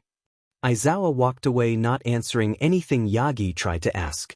Izuku walked in, being greeted with a smile or a wave from the others in the room. He turned and looked at the screen, seeing 4 students in the room ready to start the course. They all watched them go through the course. Izuku quickly noticed that there was one participant he recognized, Todoroki Shudo, but it seemed like he wasn't using his full power. What's Todoroki's quirk? Izuku asked, not turning from the screen. Half fire, half ice, why Midoriya? Nezu asked a little curiously. Don't you think it's weird that he doesn't use his fire and that he has a scar over his left side? Izuku turned away this time to look at Nezu. Izuku recognized the way he acted. It reminded him of Toshi when they first had met at the orphanage. I see. Anything else? Izuku thought for a minute about how Endeavor treated people during his job. Anyone he fights, he always goes for the kill or worst injury. He doesn't treat civilians well either. How do we know he's treating his family any better? Nezu nodded along. Izuku himself had interacted with the youngest sibling a few times, but Endeavor a lot. Shudo glared as he walked through the halls, trying to avoid his father at all costs at this point. His father had been pretty sad when he didn't use his fire during the test. What are you doing? He looked up to see a boy around his age hanging out of the ceiling. None of your business. He set about to walk away until he heard his father yell his name. Seems like you're running from Endeavor. Shudo glared at the boy in front of him until he offered a hand. Grab on. Shudo looked at the boy confused. Why? Because I can sneak you somewhere so you can relax for a minute and not have to see your father. Shudo then grabbed his hand without a second thought, and the boy hauled him into the ceiling that was surprisingly clean. Yeah, don't worry, I get around a lot in here, so I make sure it's clean and well lit. The boy then led him through the ceiling until they came to a ceiling tile marked with a red X. Heads up, my brothers are in there too, but they're both really chill and won't say anything. Shudo nodded his head. The boy moved the tile and hopped down into the lit room. Okay, jump down and I'll catch you. Shudo hopped down, being caught slightly by the boy, so he landed safely on the ground. This him? He turned to see 2 boys sitting on a couch casually, one with blonde hair and red eyes while the other had purple hair and purple eyes. Todoroki Shudo, meet Bakugo Katsuki and Shinsuo Hitoshi. If you prefer us to call you something other than Todoroki, just tell us. Shudo was confused but nodded his head. Call me Shudo. The 3 boys nodded. All right. I never introduced myself. My name's Midoriya Izuku. If you're all brothers, then why do none of you look alike or have the same surname? Midoriya laughed a little while Bakugo seemed offended. I'm not their brother. They just want me to join their stupid effing cluster F of a family. Shudo was confused. You practically lived with me for years. We're family now. We have a connection. Midoriya yelled, getting Shudo to huff a laugh and Shinsuo to start laughing hysterically. He's got you there, lava girl. Shinsuo spoke through breaths. Call me that sheet again and I won't make you any effing food, brain beach. Bullshit, you'll make me food anyway. Shudo looked over and saw Midoriya smiling fondly as they tried to kill each other before looking over and smiling at Shudo. Toshi was adopted by our old man first, then me. Next we're gonna add Kaken to our collection of family issues. Midoriya said, trying to sound crazy. Does you bringing me here mean I've joined the collection? Shudo asked, actually curious. Absolutely, you can be our daddy issues. Let me see your phone. Shudo handed over his phone and watched as the boy typed on it before pulling out his own phone and handing Shudo his back. Oh no, my family issues. Daddy issues. What is this? Parent machine broke. Oh whoa, it's hell. Mommy issues. Welcome to the cluster F, half and half. Finally adopted. We need to change at Parent Machine Broke's name. He has parents now. Parent Machine Broke changed their name to Mom Machine Broke. Mom Machine Broke. Is this better? Shudo looked up to see the 2 boys looking at Midoriya with almost horror. Zuku, what the F dash? Midoriya then started laughing, with Shinsuo joining in. I'm confused. I have decided to keep it this way. I'll probably make a different story with the ideas I had because I still really like this story the way it is. So look forward to that. Also chapters a little short. Sorry. After the meeting, The four boys began talking more and even hung out a little. Well, when Izuku could kidnap Todoroki without getting caught, it also wasn't long till Todoroki found out who their old man was and that Izuku was a vigilante that his dad hated. Todoroki didn't get it at first, thinking that he was the vigilante's brother or something, but Izuku along with the others explained it. It wasn't long till the entrance exam for Bakugo and Shinsuo came. Todoroki had been with the group the night before and they all trained to make sure they were all at their best, though they didn't make Todoroki do much since he seemed tired already. "You both have everything?" Aizawa asked as they all walked out of the door going to the car to take them to UA. Yeah, old man, we got everything." Bakugo bit back, rubbing his eyes. He wasn't a morning person after all.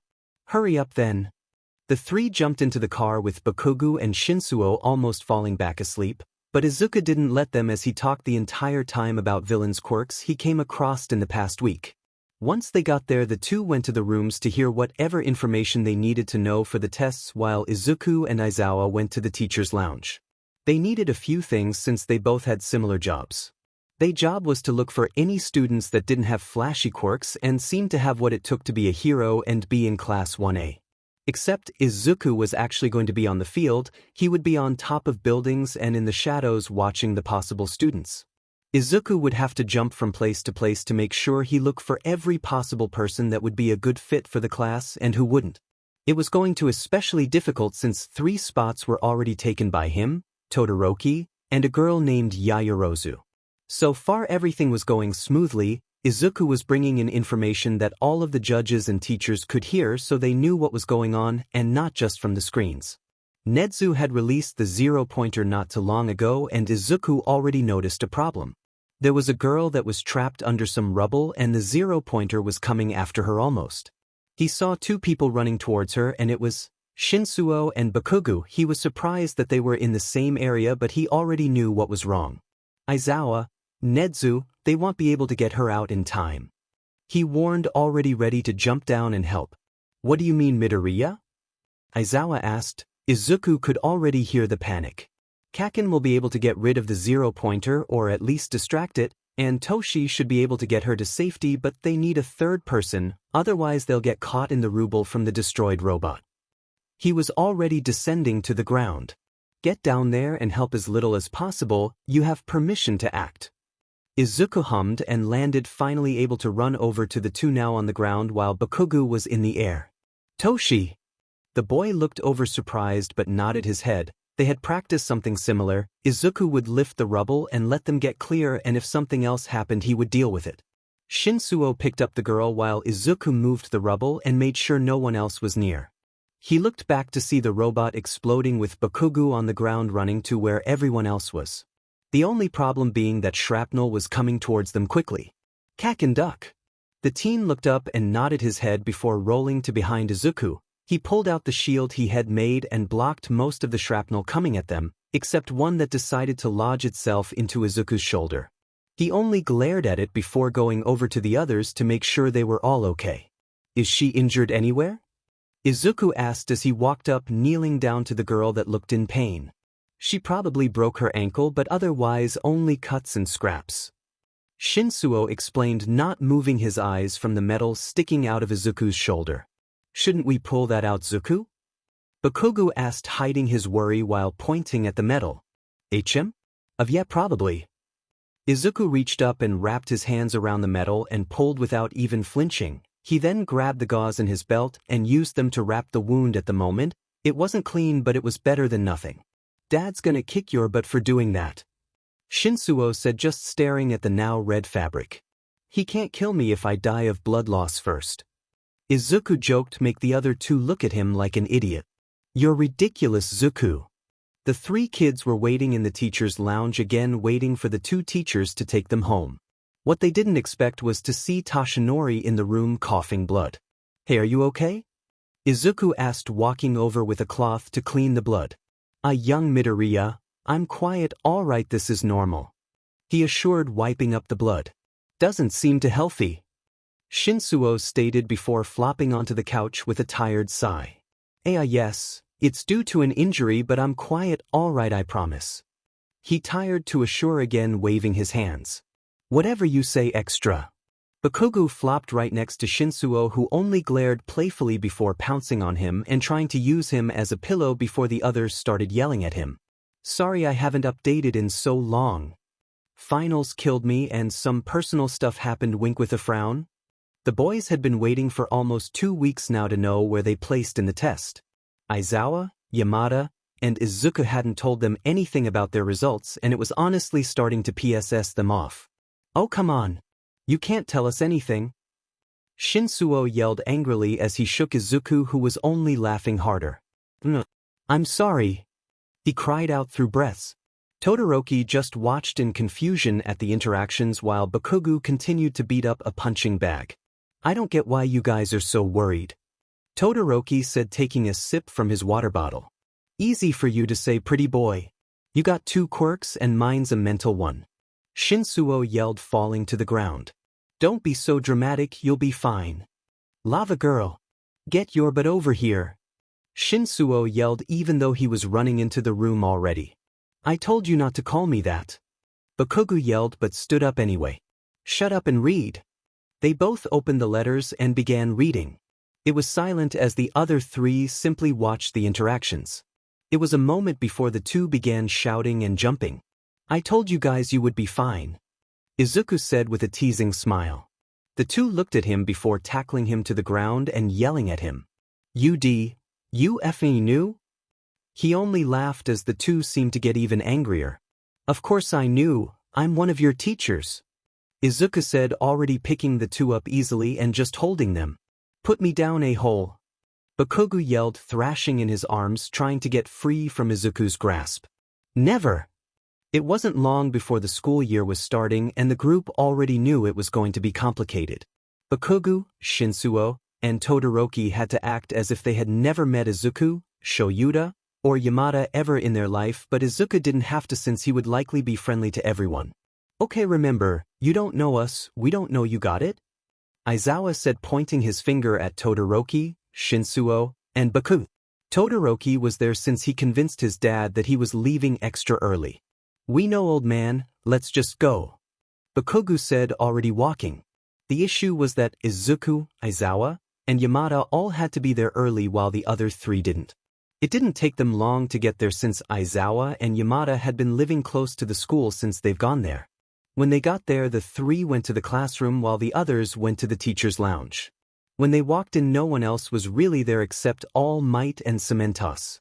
Aizawa and Yamada went to their desks while Izuku laid on the couch for a few before the other teachers began showing up. Most of them just needed to organize lesson plans, but Izuku didn't really need to do anything, seeing as he would be helping Aizawa and All Might mostly. Ready to go, kid? Aizawa asked, kicking Izuku slightly. The teen pushed his foot but stood up with a smile. You got it, old man. Aizawa sighed again but didn't say anything as they began walking to the classroom. Just like everyone else, though, he had to wear his uniform, which consisted of a black medical mask, black baseball cap, a dark green hoodie with black lines going over it, like the top of his hero costume, black gloves with metal knuckles, and black boots and leggings all padded. They hadn't opened the door yet, but Izuku could already tell that the class was rowdy just by the noise. He looked to Aizawa, who was already in his sleeping bag laying down. Can I go in first and scare them? He asked with a smile. Aizawa looked to him before nodding. After getting approval, he jumped up and grabbed onto one of the slightly open ceiling tiles and pulled himself up and into the ceiling. Once in there, he looked around for a moment until he saw the red 0 marking where he should enter. Ever since Todoroki had been in there, he added fairy lights and other markings. He walked over and silently moved it out of the way. He then hooked his legs so that they were still in the ceiling, but the rest of him would hang upside down and into the classroom. When he saw that only a few people noticed him and looked scared, he almost laughed, but he kept quiet and simply watched for a second until he decided it was right. You guys need to work on being aware of your surroundings. Everyone who didn't notice him either jumped, screamed, or both. Well, nice to meet you too. Before any of them could ask who he was, Aizawa opened the door and walked in. It took almost all of you more than 10 seconds to notice him, and then you did nothing. It also took that time for everyone to even quiet down. My name's Aizawa Shoyuta, I'm your homeroom teacher. He clicked something making cases appear, but these on and meet at ground beta 2. Everyone looked at him a little while Todoroki smiled and Bakugo and Shinsuo shook their heads. He hoped down and followed after Aizawa almost like a group of people weren't staring at him. So what are we doing? Izuku asked once they were far enough away. We'll be doing a quirk test. Your job is to watch them and write down everything. What about the boys? Izuku had a habit of calling them that. You already know everything, just write it later. He nodded his head, running ahead a little to look for a good spot to observe them. So far everything was going smoothly, everyone was doing well even with the threat looming over them. He noticed every now and again that Todoroki would look to him and Izuku would always wave and smile back. It was nearing the end and Izuku had pretty much seen everyone and what they could do. The only person though that he didn't like was a kid named Mineta. He hoped down from his spot, shocking some of the others again, and walked over to Aizawa. Here you go, everything I've seen.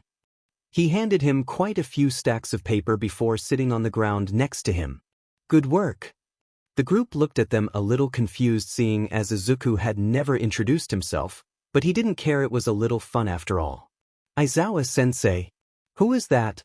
A kid Izuku recognized as Ida Tenya. You don't need to know, get back to the tests. Once everyone had finished and Aizawa revealed that no one was going to be expelled, they were allowed to go to lunch. Since Izuku was telepathically a teacher, he didn't need to go to the lunchroom, but he decided it would be fun to go in there and cause a little chaos.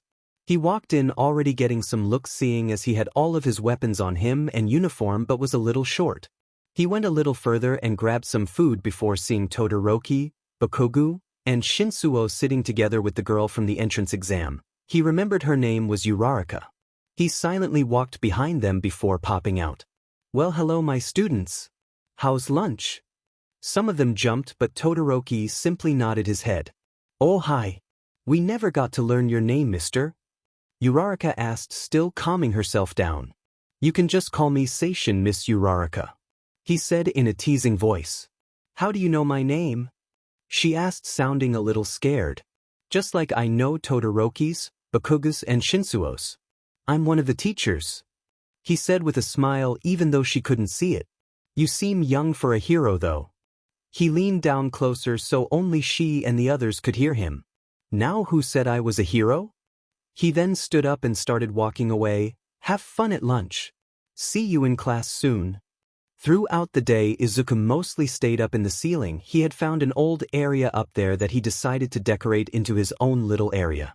He had been working on the packets and told Aizawa to tell him when his next class was, and he had just received it. He jumped out of the ceiling and began following All Might silently to see how long it would take him to notice. It took a while since they had finally made it to the door. You know, All Might, you're about as aware of your surroundings as they are. All Might jumped a little but laughed when he saw who it was. Sorry, young Dash. Seishin here, please. Right, Seishin. Sorry, I didn't realize you were following me. All Might then entered the room and explained what they were doing. Izuku followed in, wearing a smirk under his mask. Okay, that's it. Who are you? He looked over and saw a kid named Kaminari yelling at him. All Might looked to Izuku before to the class again. I wasn't aware they saw you before. Oh yeah, I was helping Aizawa too. I see. Well, you will find out later. For now, grab these and head to ground beta 1. So, All Might, what are you gonna have them do? Izuku asked, walking backwards to face him. Well, I planned on having them fight each other, but what do you think? You have been doing this longer. He thought about it for a minute before coming up with an idea. What if they fight me? He asked with a sadistic smile. Are you sure, young Seishin? I'm not aware of your past training. Oh, I'm sure, trust me. That's how they ended up here with the group in their costumes, with Izuku almost jumping with excitement. Hello, young heroes. We'll be doing battle training today. Everyone began asking questions, but All Might quickly quieted them down. You will all be drawing lots to see what group will be playing the heroes and who the villains. So we're fighting each other? Uraraka asked, sounding almost scared. No, of course not. You will be fighting young Seishin here. Sorry I haven't updated in so long. Finals killed me and some personal stuff happened. Wink with a frown. You are allowed to kill me, and here's my Tumblr so you can yell at me if it hasn't been updated in a week. Rin, Dragneil, 08. So we're fighting each other? Uraraka asked, sounding almost scared. No, of course not. You will be fighting young Seishin here. But isn't that dangerous? Ida shouted. Then again, Izuku never did look like much. Trust me, this isn't fair. The group seemed shocked as Izuku spoke. After all, once we're done, you'll wish you fought each other. The first group was up, and Izuku would be lying if he didn't say he was a little excited. It had been a while since he was able to fight someone with a new interesting quirk, and the class was full of them. We're so effed. Shinsuo said once he found out they were fighting Izuku. The class had heard him though. What do you mean? I mean, sure, he seems a little scary, but that's it. Mina said. You're telling me none of you know who he is? Momo walked up and began speaking.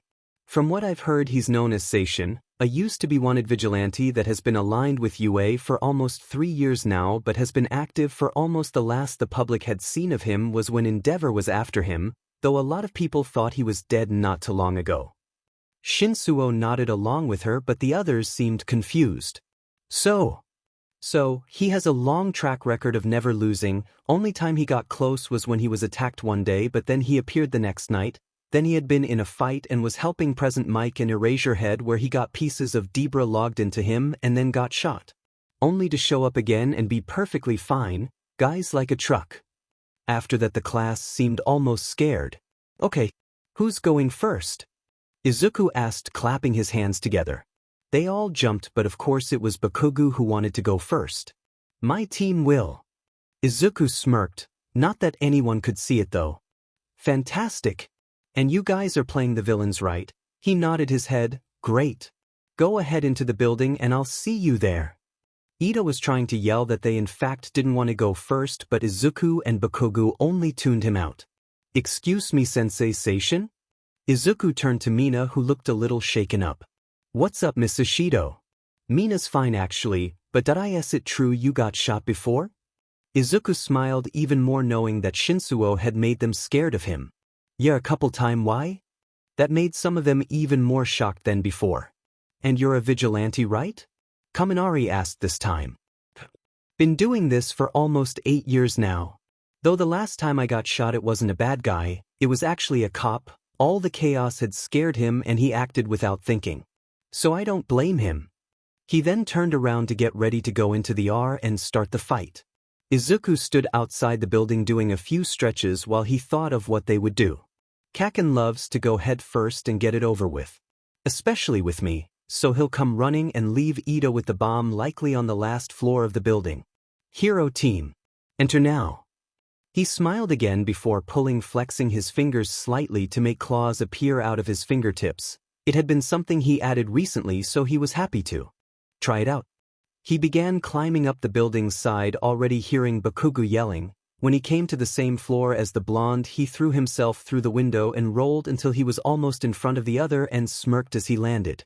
Well, Kaken, fancy meeting you here, was all he said before he began fighting the blonde. He decided to hold back a little with them since he didn't want them getting super hurt after all. He blocked another powered punch from Bakugo before he grabbed onto his wrist and flipped him onto his back and pinned him to the ground. You know, Kaken, we have to stop meeting like this. He joked before hitting a pressure point that made the blonde pass out. He tied him up before standing up and walking to where he knew Ida was. Bakugo is out. He smiled and picked up the pace, starting to run, getting more excited. He made it to the room and quietly hid behind a pillar so that Ida wouldn't be able to see him. Ida had been talking, trying to get into character, so it was a good distraction for Izuku to climb the wall again and the ceiling before dropping down onto Ida and knocking him down. He tied up the teen and got off of him and touched the bomb. Heroes win. Come back to the observation area. That was very impressive, Seishin. I see you are quite talented. Ida complimented as they were back in the observation room. Thanks, Ida, but you were pretty good too. You just need to observe your surroundings is all. The next group was Shinsuo and Uraraka, both not exactly ready for it as they were playing the heroes this time. What do you think we should do, Shinsuo? Uraraka asked, sounding just as nervous as she looked. I'm not sure. He knows our quirks and probably how to get around them. He also is a fantastic fighter and thinks on his feet. If we put him in a situation where he can't do that, then maybe we can win. I'm all ears. Heroes team enter. Uraraka used her quirk and floated to the top of the building. They were dividing and conquering. Uraraka starts at top while Shinsuo starts at bottom. Izuku watched them from one of the other buildings with a smile. It looked like they planned on cornering him, but without him in the building it would be hard. He looked again and saw that they were getting close to the bomb. He pulled out his staff and aimed one end at the building and clicked a button making it shoot out a small grapple. He hooked the other end where he was before he turned the remaining rest of the pole to the side creating a zip line. He flew across it before entering through the open window. "It's good to see you, Sensei Seishin," Uraraka said as she hid behind one of the pillars. "You lost the element of surprise," Izuku said with a smirk. "Did I?" "You gotcha?" Shinsuo jumped out from behind the pillar instead of Uraraka wearing his voice changer. "Damn it." He watched silently as Shinsuo got closer. Izuku could feel himself fighting. One of his fingers twitched, activating the claws before they sliced into his leg. Shinsuo jumped a little hearing the noise and seeing the blood from his leg. "Guess you forgot about these, Toshi," he whispered before he pounced onto Shinsuo and the two began fighting. Izuku had put the claws away so the other didn't get hurt, but he was still fighting fiercely. The other was quickly taken down after that and the timer went off. Villains win. He helped Shinsuo back up onto his feet, but the other seemed more worried about Izuku's bleeding leg. "Aizu, you need to get that fixed," Shinsuo whispered so Uraraka couldn't hear them. "It's fine." He opened his utility belt and pulled out a few medical supplies and began cleaning and wrapping the wound. "See? All better. Now let's go." They walked back to the class, seeing most of them in different states of shock and looking at Izuku with worry. "What? Why is everyone looking at me?" he asked, a little confused. "You stabbed yourself in the leg," Todoroki pointed out. He didn't show the worry, but Izuku could see it. Happens sometimes." Next group. At the end of battle training, everyone except Izuku, who seemed even more excited, had lost their fights, which didn't surprise Izuku in the slightest, but they were still learning so he didn't blame them. "That guy is so fast.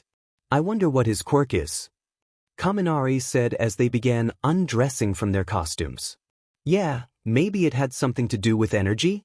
I mean, Kaminari, you shocked him and he walked it off like it was nothing," Shiro pointed out, thinking to the fight. Kaminari and Jiro were up next for the fights and they were a little nervous. They were playing the heroes in this one while Izuku was the villain. So far there hadn't been any pattern in the way that Izuku fought or planned. Each group had their own special way of losing.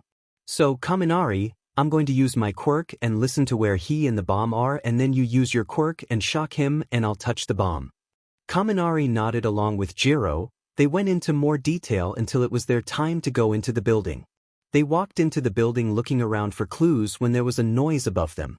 "In the vents," Jiro yelled, making Kaminari use some of his power to shock the vents. When they did, a small object fell out. Jiro paled a little and pulled Kaminari out of the way. The object then flashed before there was smoke surrounding them. "Don't use your quirk, we can't see each other." Kaminari nodded his head even though she couldn't see it. "You know," she turned expecting to see Seishin there, but there was no one. "You should have used your quirk to listen for me." Next thing she knew, she was passed out on the ground. Kaminari turned, hearing the fall and running over. He saw Jiro on the ground and moved her out of the way before using his quirk around him. There was a grunt and he thought he won until the smoke disappeared, revealing a smirking Seishin. "Nice idea." He walked forward with electricity still seeming to dance on him, but it didn't work. "I don't really remember anything after that other than waking up with you guys by me," Kaminari explained with a sad sigh. Bakugo looked at the group before walking out of the room. He was halfway down the hall when he noticed someone behind him. "You might as well come out, Zuku," he heard the other giggle before walking next to Bakugo. "What do you want, nerd?" "Just wanted to check up on you, Kakin. Are you feeling okay?"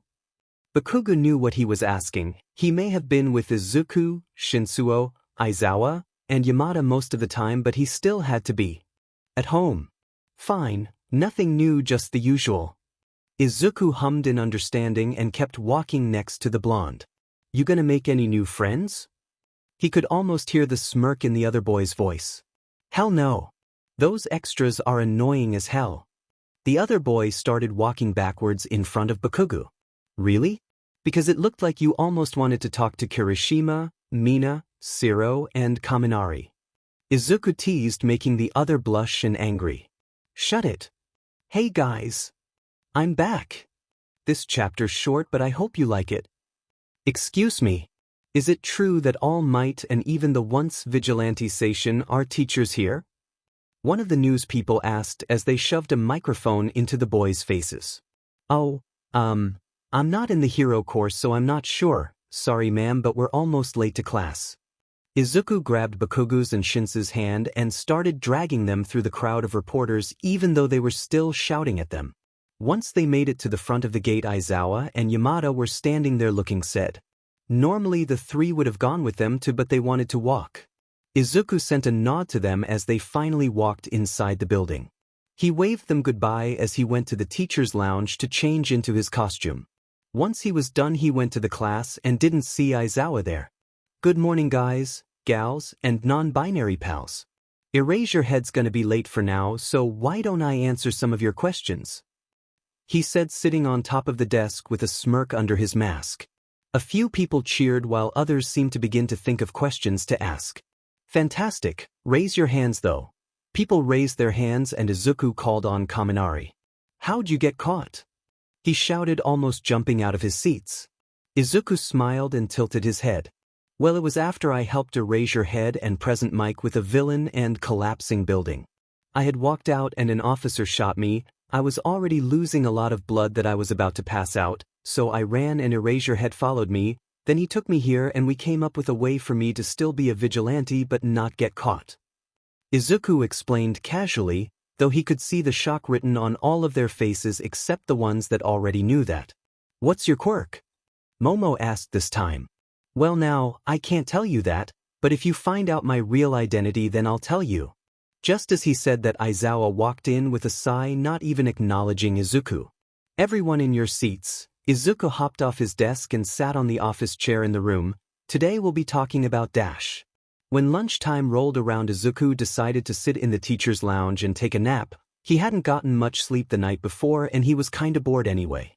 He was laying on the couch when an alarm started going off and he heard people screaming and running. What the hell is that? He yelled as he jumped up and pulled out his staff ready to use. It's an intruder alarm. Vlad King explained, looking out the windows. It's the media, Aizawa said before leaving to deal with them along with Present Mike. The students are gonna be in a panic if we don't stop them. Cementos said, seeing students running in a panic. Izuku ran out of the room and into the sea of students when he saw Ida trying to yell to people. Ida! The teen looked to him in shock. Have Uraraka hit your hand and I'll help guide you where everyone can see you. Ida nodded and yelled to Uraraka, who quickly understood and tapped him. When he was up in the air, Izuku used his staff to sort of fling him to one of the walls. Everyone, please calm down. This is unbecoming of UA students. It's only the media. It got quiet, but they didn't seem to believe him. Izuku rolled his eyes and used his staff to get to the wall and used one of the claws on his hand to hang off the wall almost. He's telling the truth. Everyone go back to your classes until this is over. People recognized him as one of the teachers and began calmly going back to their classes. Uraraka, release Ida. Izuku grabbed onto Ida so he didn't slam against the ground and lowered him to the ground instead before he jumped and rolled to the floor. Good job for handling that calmly, Ida. The teen blushed and bowed. Thank you, Seishin-sensei. I wouldn't have been able to do anything without your help. Izuku chuckled and patted him on the shoulder. You would have been fine, besides, you're class pres, so don't worry about it. Ida smiled and nodded his head as they made their way back to the class. Hey! I'm back! The chosen stories will be listed at the bottom of the story, but sorry this is short, lost a little inspiration, but I got you. Today we will be heading somewhere, get your costumes on and head to the buses. Everyone please get into 2 lines and in order. Ida shouted while Izuku went ahead and sat near the front. Once everyone was in, they all started talking about random things or seeming to take a nap. Izuku got bored, so he quietly climbed up to the railing on the top of the bus and hung up there while he listened. Ah, come on man, you have a great quirk. Kaminari defended with others nodding. Thanks man, But not really, it's only good for up-close attacks. Izuku let his hands go and hung upside down, scaring most of them. That might be true, but your quirk is still good. You can be a shield, a battery ram, you can even make your punches harder. It's a good defense and offense. Izuku complimented before going fully to the ground and deciding to sit next to Todoroki, who seemed happy to let the other sit there. Actually, Seishin-sensei, just Seishin is fine. Of course, and call me Tsu, but what is your quirk exactly? We've been trying to guess for a while now but haven't gotten anything. Well, that's the point, I'm a vigilante, you shouldn't know my name or anything. Technically I'm still illegal, but since I work with UA no one can arrest me either. Izuku teased, side-eyeing Aizawa. We're here. As they entered, Izuku stood next to 13 and talked to them while waiting for the class. Where's All Might? Aizawa whispered to the two. He ran out of time this morning, so he can't be here. 13 explained, making them both roll their eyes. Welp, I'm gonna chill in the middle, call if you need me. Izuku ran down the stairs to relax. He could see them talking about what would happen during the training, but Izuku knew he wouldn't be able to do much. There was a noise next to him. He turned, seeing a black mass appear along with a hand. He stood in shock before activating his shield. Villains. The stories will be Number 4, Born a Year Early. Number 5, Blind Light. Number 7, A Shadow. Not in that order, but if you have questions on the other options or anything, please write in the comments. D chapter text. Izuku jumped back as more people began to emerge from the portal in the center. 13. Get the kids out of here. Seishin, go with them. Izuku smirked under his mask as he dodged one of the villains. Not gonna happen. He punched the person in the nose, making them go down as he began to fight others. What's a hero doing down here? They weren't on the schedule. The supposed ringleader spoke as Aizawa joined the fight. You are correct, only 13, Erasure Head, and All Might were on the list. Izuku listened to them speak. If they thought All Might was supposed to be there, then they had to have a way to beat him. It doesn't seem he's here though, and they're trying to escape. Kurogiri, deal with them. Izuku's eyes widened as the portal person left and appeared at the front. Sheet. Izuku got away and ran to the front in time to see Ida leaving and Kurogiri teleporting some of the students. He jumped up and slammed his shield into Kurogiri, who dodged. You were not on the schedule, who are you? Izuku smirked, falling into his vigilante persona. Oh, you don't know little ol me? And here I was thinking I was popular.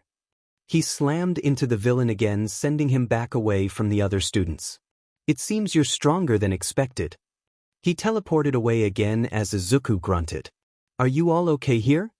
He could see that 13 was injured, but the others seemed okay. I think so. He could see Uraraka close to tears. Uraraka, look at me. She looked up with some tears. He pulled down his mask, showing her his full face. You're going to be okay, got it? Now help 13 and any other students that come here. She was shocked but nodded her head. He nodded once before running back down to the middle of the building. Once he got back and started taking down more villains, he noticed the person that was the ringleader seemed a little anxious. What's wrong, baddie? Something making you nervous? Izuku shouted as he got closer while taking down more villains. You're an unknown player, a simple NPC with secrets. He then felt the ground under him disappear before he reappeared in front of the man. Ah, if you wanted me this bad you could have just asked. Izuku pulled out his staff and swung it at the man. The man dodged slightly but aimed an open hand at Izuku's neck. Hey, that's a no-hand man. He yelled as he dodged again. That's it.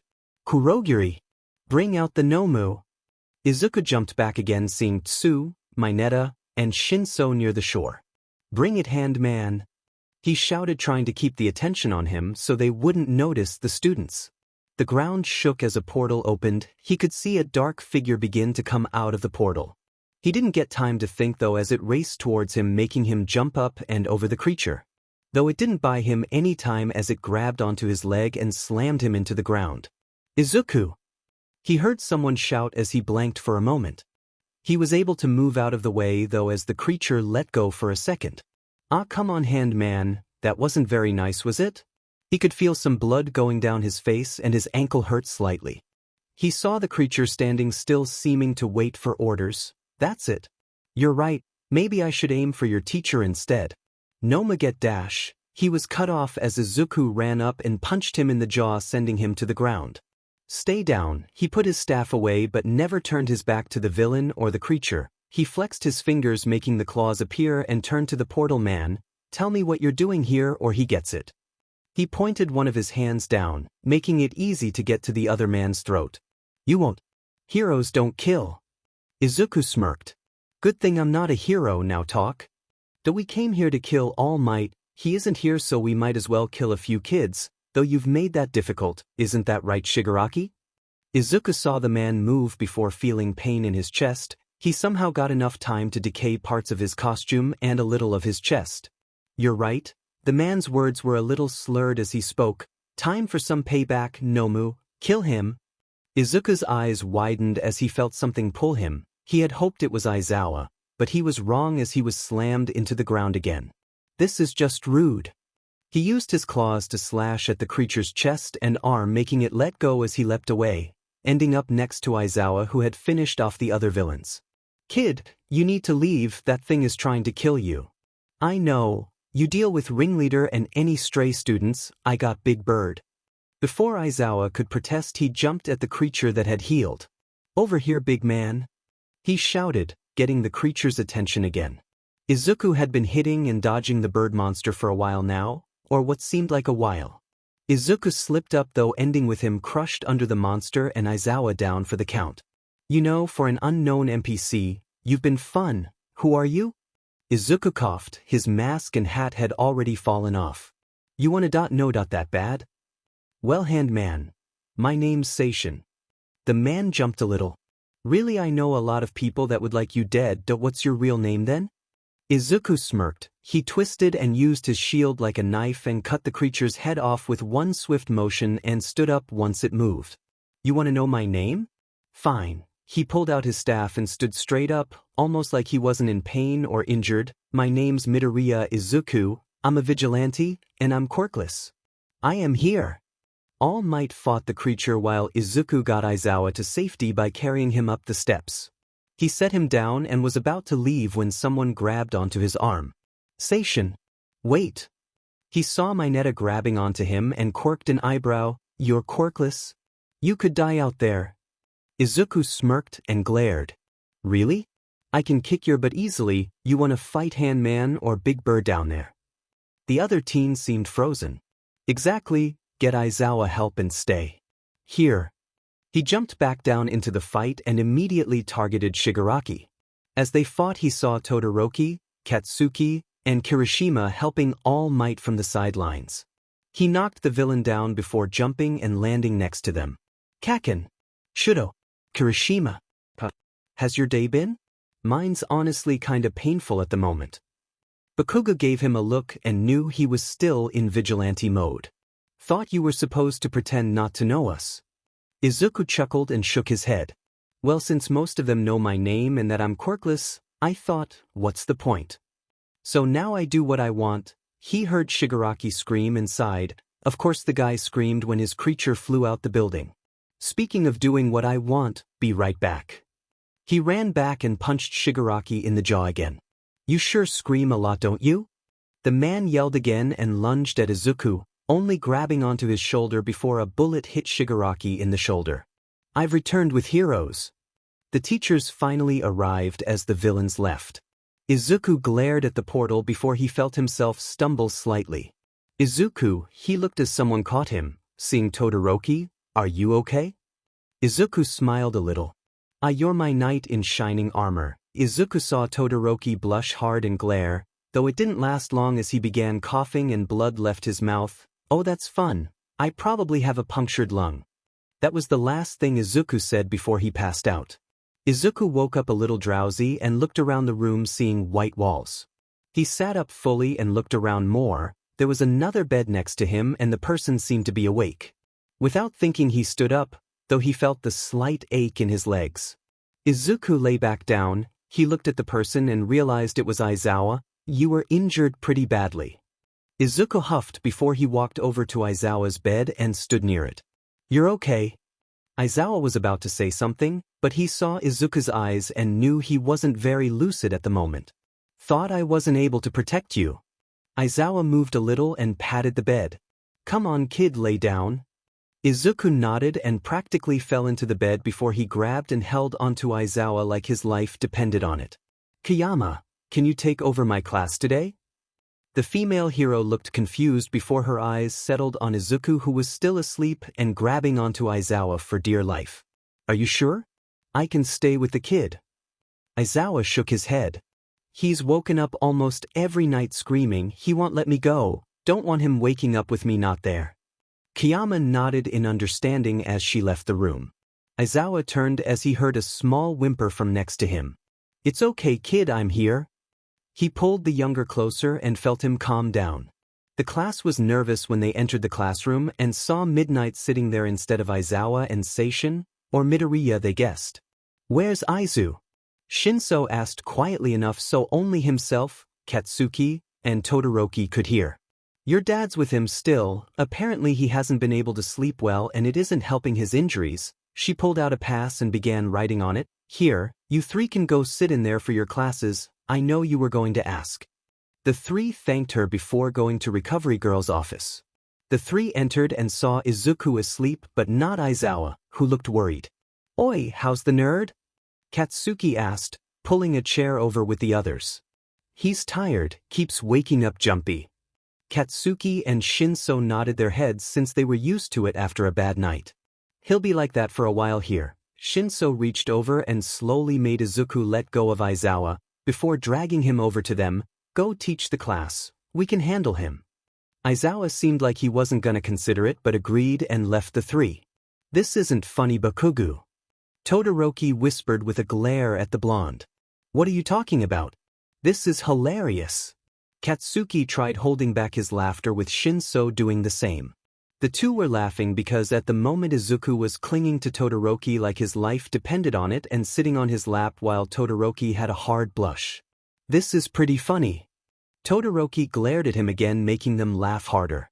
Once lunchtime rolled around, Aizawa walked in giving the three a lunch and an extra for when Izuku woke up. "How is he?" Aizawa asked this time. All four of them were on the bed this time with Todoroki with Izuku since he hadn't let go of the other boy yet. "He's fine now that half and half is holding him," Katsuki teased, receiving another glare from the other as he laughed. Aizawa looked between the two before glaring at Todoroki. "Hurt him and you're dead." Shinso and Katsuki started laughing harder while Todoroki looked a little shocked and scared. It was getting to the end of lunch when there was a knock on the door. Shinso stood up and opened it, a little shocked to see the class standing there. "Shinso, you've been here the entire time?" Kaminari asked, a little confused.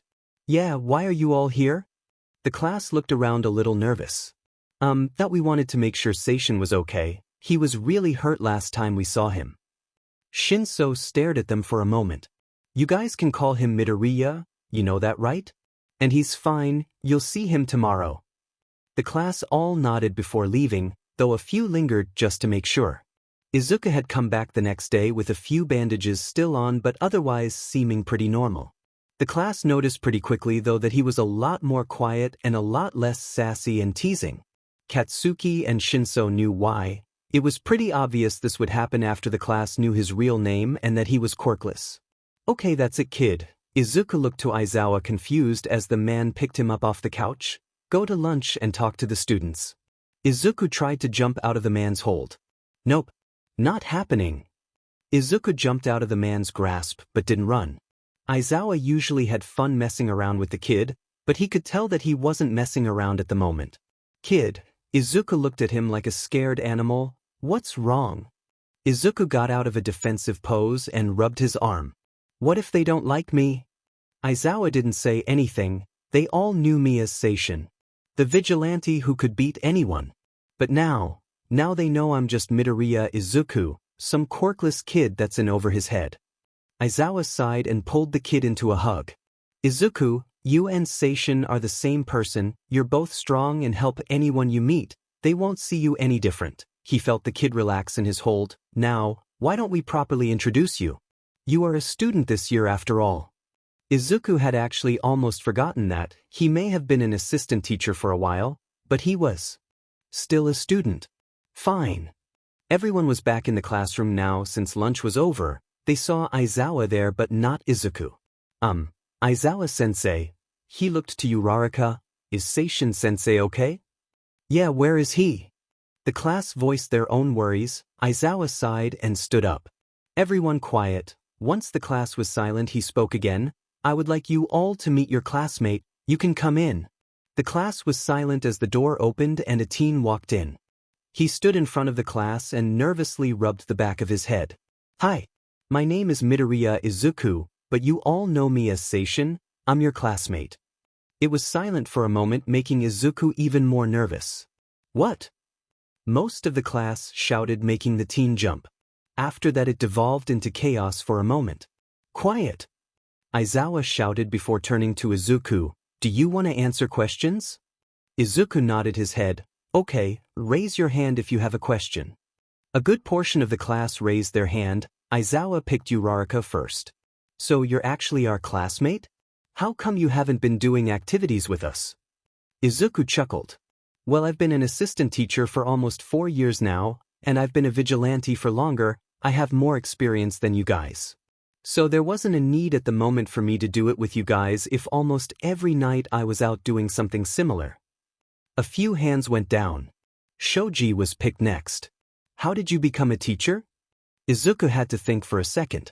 Well, Erasure Head and Present Mike had found my identity and had known for a week maybe. Then there was an accident and I ended up there to help save some civilians. I had gotten caught in some rubble and was injured while helping a little girl, so I was losing blood quickly. When I went back outside, a cop ended up shooting me in the panic. He saw some people gasp. I needed medical attention, so me and Erasure Head ran from the scene and he took me here. Nedzu ended up coming to see me and came up with a plan.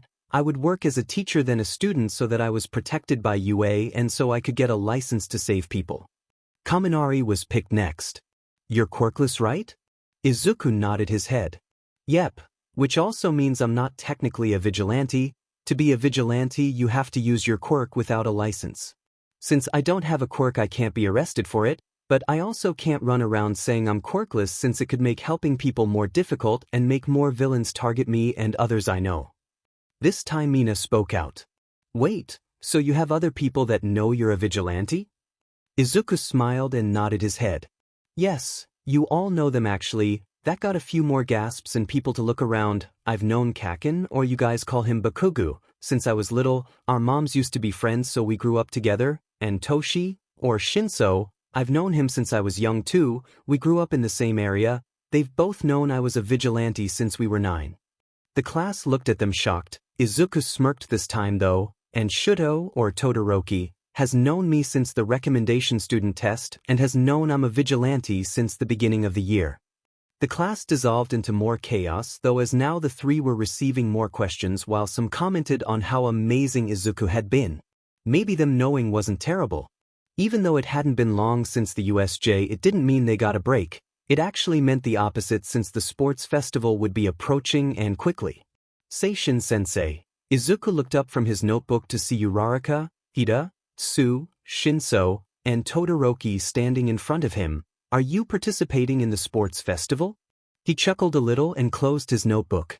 You all can call me Midoriya or Izuku now. No need for sensei or anything either. But no, I won't. It wouldn't be fair, and I'm technically a teacher here too, but you all should do your best either way.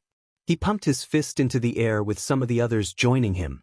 Izuku was excited for the sports festival. He may not be competing, but he was still excited to watch his friends compete. After all, he was curious about his 3 favorites and how they would act.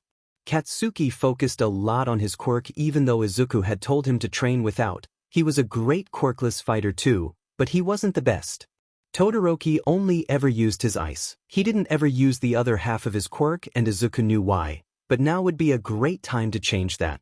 Shinso, on the other hand, was interesting. He was a great fighter and had beaten the 2 other boys in fighting on several occasions during training. Not always, but a lot. He also was able to get people off guard and use his quirk. If Izuku was being honest, he kinda hoped Shinso won. He honestly expected better from Katsuki. Not the usual, y'all SEK I'm better attitude, but that's what he saw when the other classes stood in front of the door.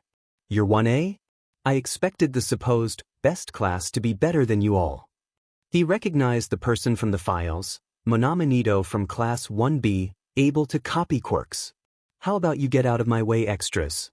Katsuki glared, making some move out of the way, but Monama didn't. How about you make me? Izuku could see a fight getting ready and hopped off the desk and pulled up his mask and covered his face. Ladies, please, you're both pretty. That got everyone's attention. Some seemed confused as to who he was, but others quickly realized and left. And who are you? Their mascot. Izuku laughed a little at that, surprising the other people there. Nope. I'm one of their teachers. But you can call me Seishin. The others seemed to realize and backed up a little. Shirt it like some short stack is some hardcore vigilant dash. He was cut off as Izuku pulled out his staff and swept his feet out from under him. Hey, I'm not that short. Izuku giggled out before crouching down to the blonde. Besides, if you really want to prove something, wait for the festival, okay copycat? Soon everyone else left, including the blonde, who grumbled and stomped away. Hey Zuku, wanna join us for lunch? Shinso asked, gesturing to the group from before. Sure. He skipped over to the group and they all immediately started chatting. Finally, the day of the sports festival arrived and the class was buzzing with energy. Though Izuku wouldn't be able to talk to them until they all were on a break or in the stands. When they all entered the auditorium, Izuku felt like he cheered the loudest for his. And Katsuki, of course, just had to make everyone his enemy with that speech, though it could have been worse. He at least added plus ultra to the end of it. Though since Izuku didn't actually have a job to do, he was free to wander around the area and check stuff out, though he made sure to have a live feed of the competition playing on his phone and going to his headphones so he could listen while he walked around. He didn't expect to run into someone as he left the stands. Especially not Endeavor. Excuse me. He tried to push past the hero but was stopped. You know my son. Izuku broke the hero's grip on him and turned with a smirk. I do, Endeavor, I'm one of his teachers. He saw the realization hit Endeavor. You're Seishin. The hero activated his quirk before Izuku stopped him. I wouldn't do that if I were you. I'm working with UA and one of the teachers, and a quirkless child. What would people think if the number 2 hero attacked a poor child? The hero glared as he deactivated his quirk. Fine, if you're one of his teachers, convince him to give up this petty argument and use my fire. Izuku glared. Oh, you mean help him use his fire? I plan to. Don't worry. But it won't be because of you, Endeavor. The hero growled and activated his quirk again. Bye-bye now. I have to watch my students do their best now. He walked calmly away from the hero, knowing he wouldn't attack Izuku unless he wanted to lose his license. After his run-in with Endeavor, Izuku was said he was proud of his friends all making it to the next rounds, with Todoroki in first and Bakugo in second, with Shinso thrown in the lower ranges, but he was still angry. Izuku, he turned to see Aizawa standing there. Can you do something for me? He smiled. Of course. What can I help you with, old man? Aizawa rolled his eyes and ruffled Izuku's hair. Can you watch the next few rounds from the field? We need to make sure no one cheats. You'll be hooked up to this headset so you can tell us directly if something happens. Sounds fun. Let's do it. Now before the cavalry battles can begin. Just to make sure no one cheats. We have our very own Vigilante Seishin on the field watching the teams. Wave to us, Seishin.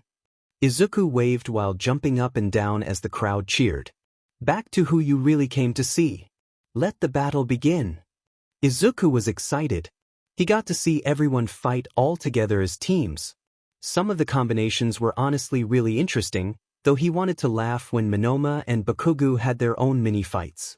He made sure no one stepped out of bounds or preformed illegal moves. A lot of them were creative, honestly, with how they would bend the rules. Every now and again he would hear someone over the channel ask if it was allowed, and Izuku would have to explain that yes, it is, technically, and no, Izuku couldn't call it out since his entire life was a technicality. Though it wasn't super fun to watch people go after Todoroki to get the 1 mil and then chicken out when he used his quirk. No one's going after Shudo. He spoke into the headset. He was glad it only went to the other heroes. Shouldn't you be glad? Isn't he your boyfriend or something? Midnight asked. First off, he's not my boyfriend dash. Sure, January.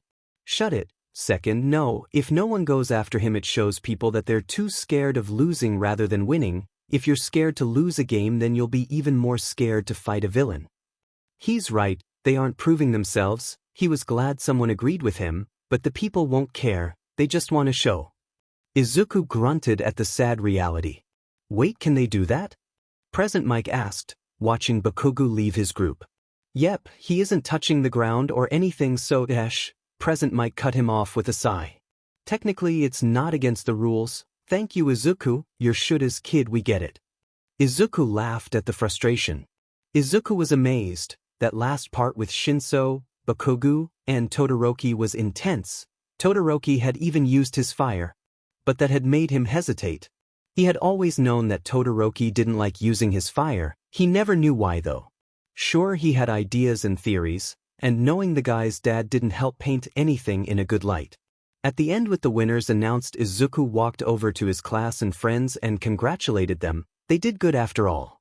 He stopped though when he felt someone tap him on his shoulder. He turned to Todoroki and smiled. Can I talk to you in private?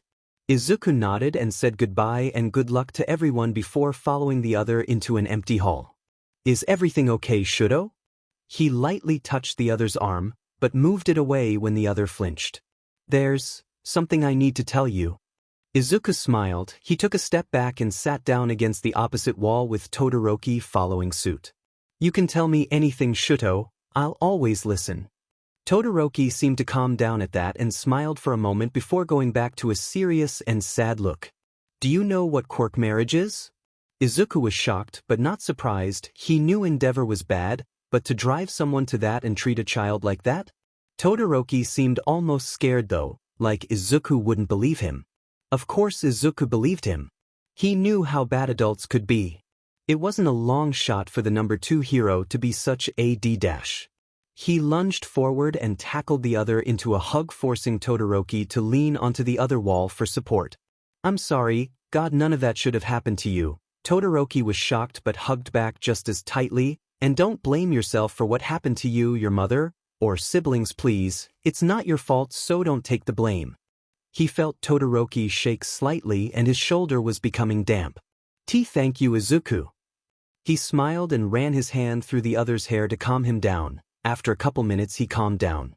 And I'm sure your mom would love to see you. He felt the other tense. She wouldn't blame you, and if you're nervous I can go talk to her first. How would you do that? Izuku pushed away a little and smirked. Shuto, I'm a vigilante, I have my ways. Izuku stood up and helped the other up. And it's your quirk, not his. Show him that and he'll lose, okay? Todoroki froze but smiled. I'll try, thank you. Izuku nodded his head and smiled, wishing the other luck as he walked out of the tunnel. Kaken, Toshi, you recorded that right? The two stepped out from the entrance of the tunnel and passed a small device to Izuku. Of course we did, fuckers going down. DMN right, lava girl. Before Todoroki dragged him away. Can I talk to you? In private. Izuku nodded and turned to the others. He walked over to Shinso and Bakugo and handed them a small recording device.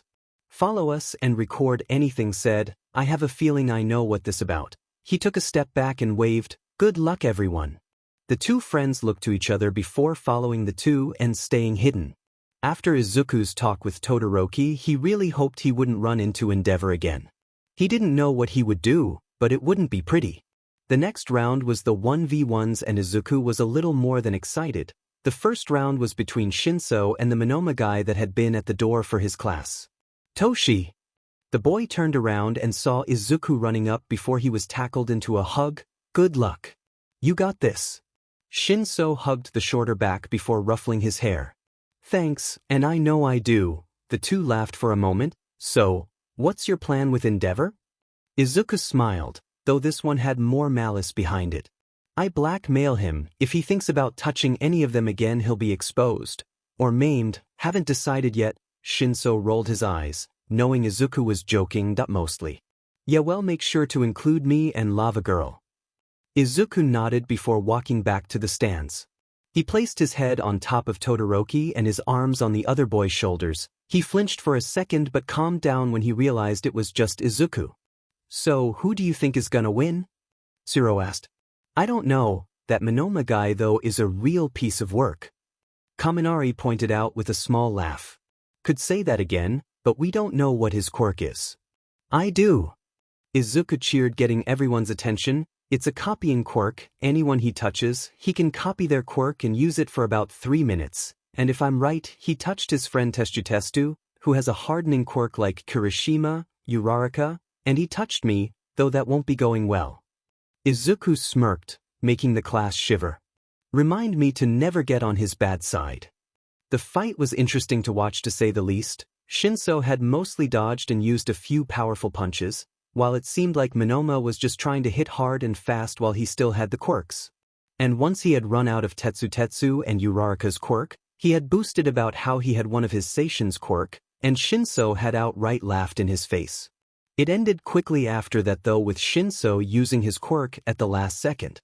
The next few fights were interesting to watch too, though Izuku glared when he saw Todoroki angry and ended up creating a large glacier in the process.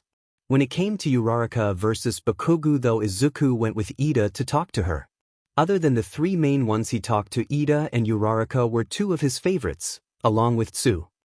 "Uraraka, if you want I can give you a strategy to beat him," he offered, though he already knew the other wouldn't take it. He smirked when she declined. "Good, you have confidence and a plan already, you'll do great." She looked close to tears just by him talking. "Even if you don't win you'll make a scene, go out there and win." She smiled with determination as the 2 high-fived. Not long after he walked out to where Bakugo was. The 2 stared at each other before Izuku pulled him into a hug. "Don't hold back," Bakugo grunted and hugged back. "Your mom's wrong, you're not weak, go show them she isn't either." He heard Bakugo laugh. "Demon right, I will." While Izuku was disappointed that Uraraka, he was proud of both of them. Bakugo didn't underestimate her, and she kept him on his toes constantly. Though when the heroes started yelling, Izuku had lost it. "If you think he should go easy on her, then you don't deserve to be here. They are both fighting to prove themselves and you're whining like she's some injured animal or that he's a ruthless killer. So how about you shut the F up?" That got everyone's attention, though Aizawa took it back and talked more calmly than Izuku had. The rest of the fights went a little more calmly than that as they finally came down to the final 2, Todoroki and Bakugo. Throughout the entire time he hadn't seen Todoroki use his fire once. So when it was break he talked to Todoroki again. "Shuto, are you okay?" The other turned a little confused. "I'm fine, why?" He walked closer and grabbed the other's left hand. "You haven't used your fire." The other seemed to try and pull away to say something but Izuku didn't let him. "And you keep saying it's his fire and not yours? But you and I both know that's not true." He looked up and met Todoroki's eyes, who looked shocked. "Shuto, you mean everything to me and I don't want your father to be the reason you fall." He kissed the other's left hand, making him blush. "Okay? So use it." He let the other's hand go before smiling and walking away, though as soon as he was out of eyesight he sprinted to Uraraka's room. "Uraraka! Holy crap, I just did something." The girl was shocked but seemed to cheer up. "What did you do?" "I kissed his hand and told him he meant everything to me." He shrieked while he sank to the floor. "Oh my god! Oh my god! Tell me everything."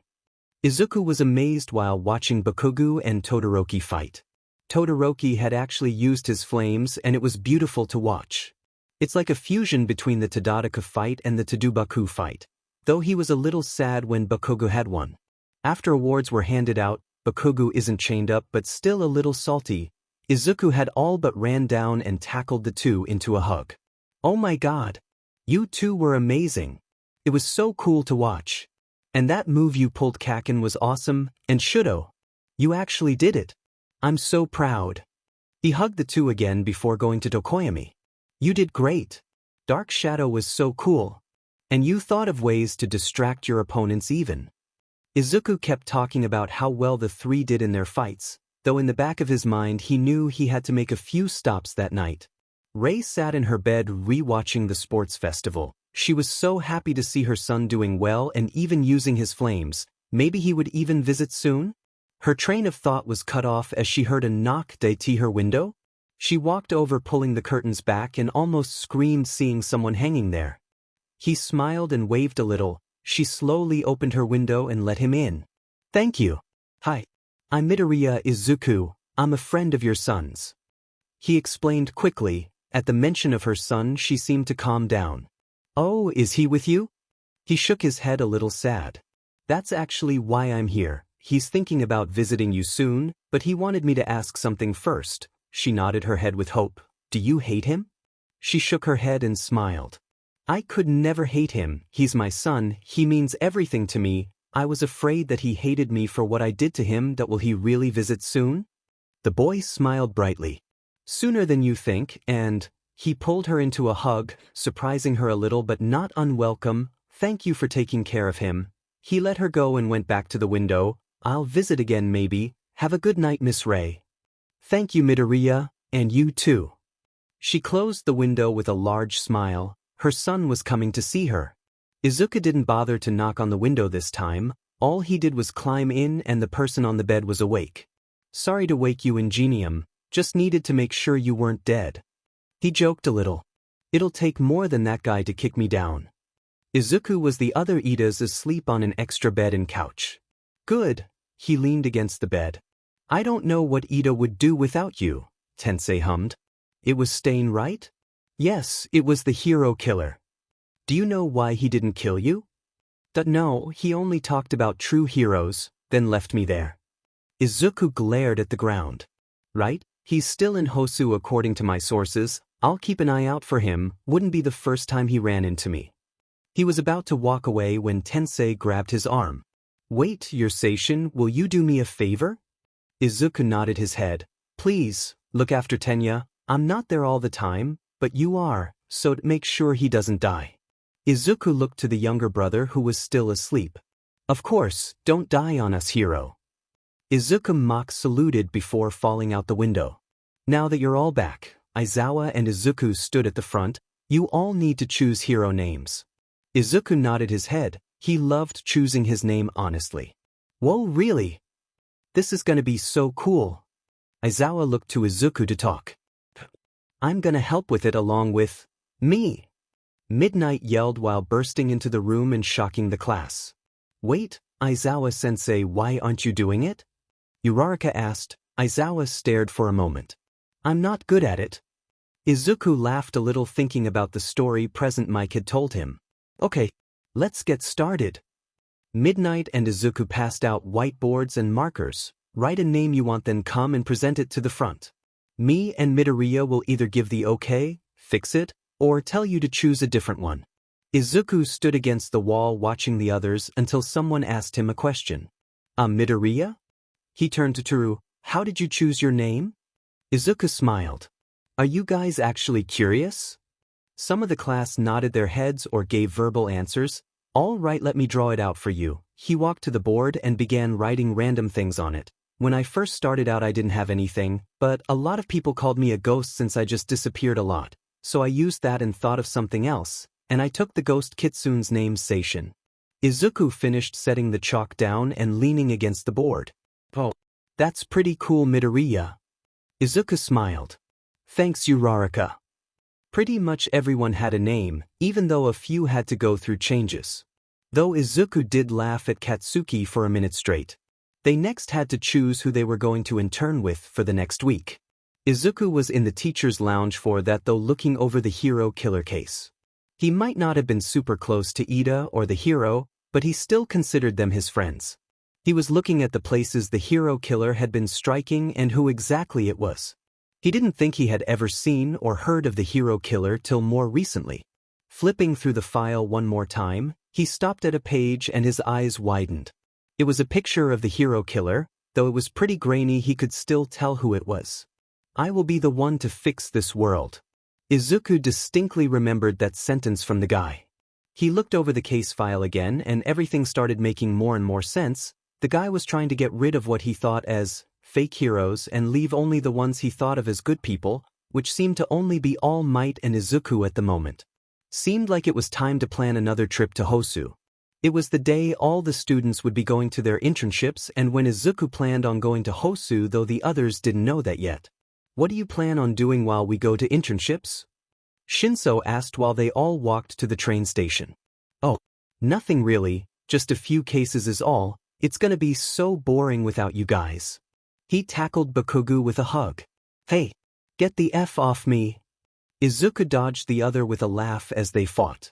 Enough, Aizawa got everyone's attention. Remember, you're representing UA, and make sure to treat them all with respect. The class let off a chorus of "Yes, Sensei," while Izuku thought up a plan. He needed to get to Hosu without anyone knowing, so he would likely hitchhike on the train like before. Then he would need to track down the hero killer, if he was even still in Hosu, and try to detain him alone. It wasn't that he didn't think he could do it, it was that if the last time happened again, he wouldn't be able to run home this time. Are you okay? Izuku was snapped out of his thoughts by Todoroki. HM? Yes, sorry, just lost in thought. He waved the other off, but he could tell the other didn't exactly believe him. Okay, I'm always here to talk. Izuku smiled and nodded. Thanks, Shudo. Okay, maybe he should have at least told Aizawa or Present Mike where he was going, because as soon as they found out he knew he was going to be grounded for the rest of his life. He finished gearing up as he walked to the train to Hosu. Checking the time, he saw it was getting close to 8 p.m. now. If he was right, then Stain would strike around midnight. He climbed to the top of the train and laid down on the roof, with his feet hooked on one of the ladders. While it drove to Hosu, he tried to think of where the killer might strike. He wouldn't want to target the big ones yet, and would want one that was out and about closer to night, and likely wouldn't call back up as soon as he saw them. He heard what sounded like yelling and sat up quickly, looking to the left of the train. There was something flying towards the train quickly, and it looked like a hero and a Nomu. Before it crashed, he slid down to the ladder and held on. As soon as it hit, he swung into the train and saw two heroes already helping civilians and helping the hero from before with the Nomu. He looked to the city and it was already like the entire thing was on fire. He had helped any civilians he saw and made sure any injured were properly treated. Running, he saw Manuel and stopped. Ida wasn't anywhere near him. Where's your intern? The hero seemed shocked by his presence but didn't waste time on answering. I'm not sure, he took off down an alley. He shouted over the roar of a Nomu. Izuku nodded before taking off where Manuel had pointed. The alleys were like a maze, he could barely hear anything over the Nomus anyway.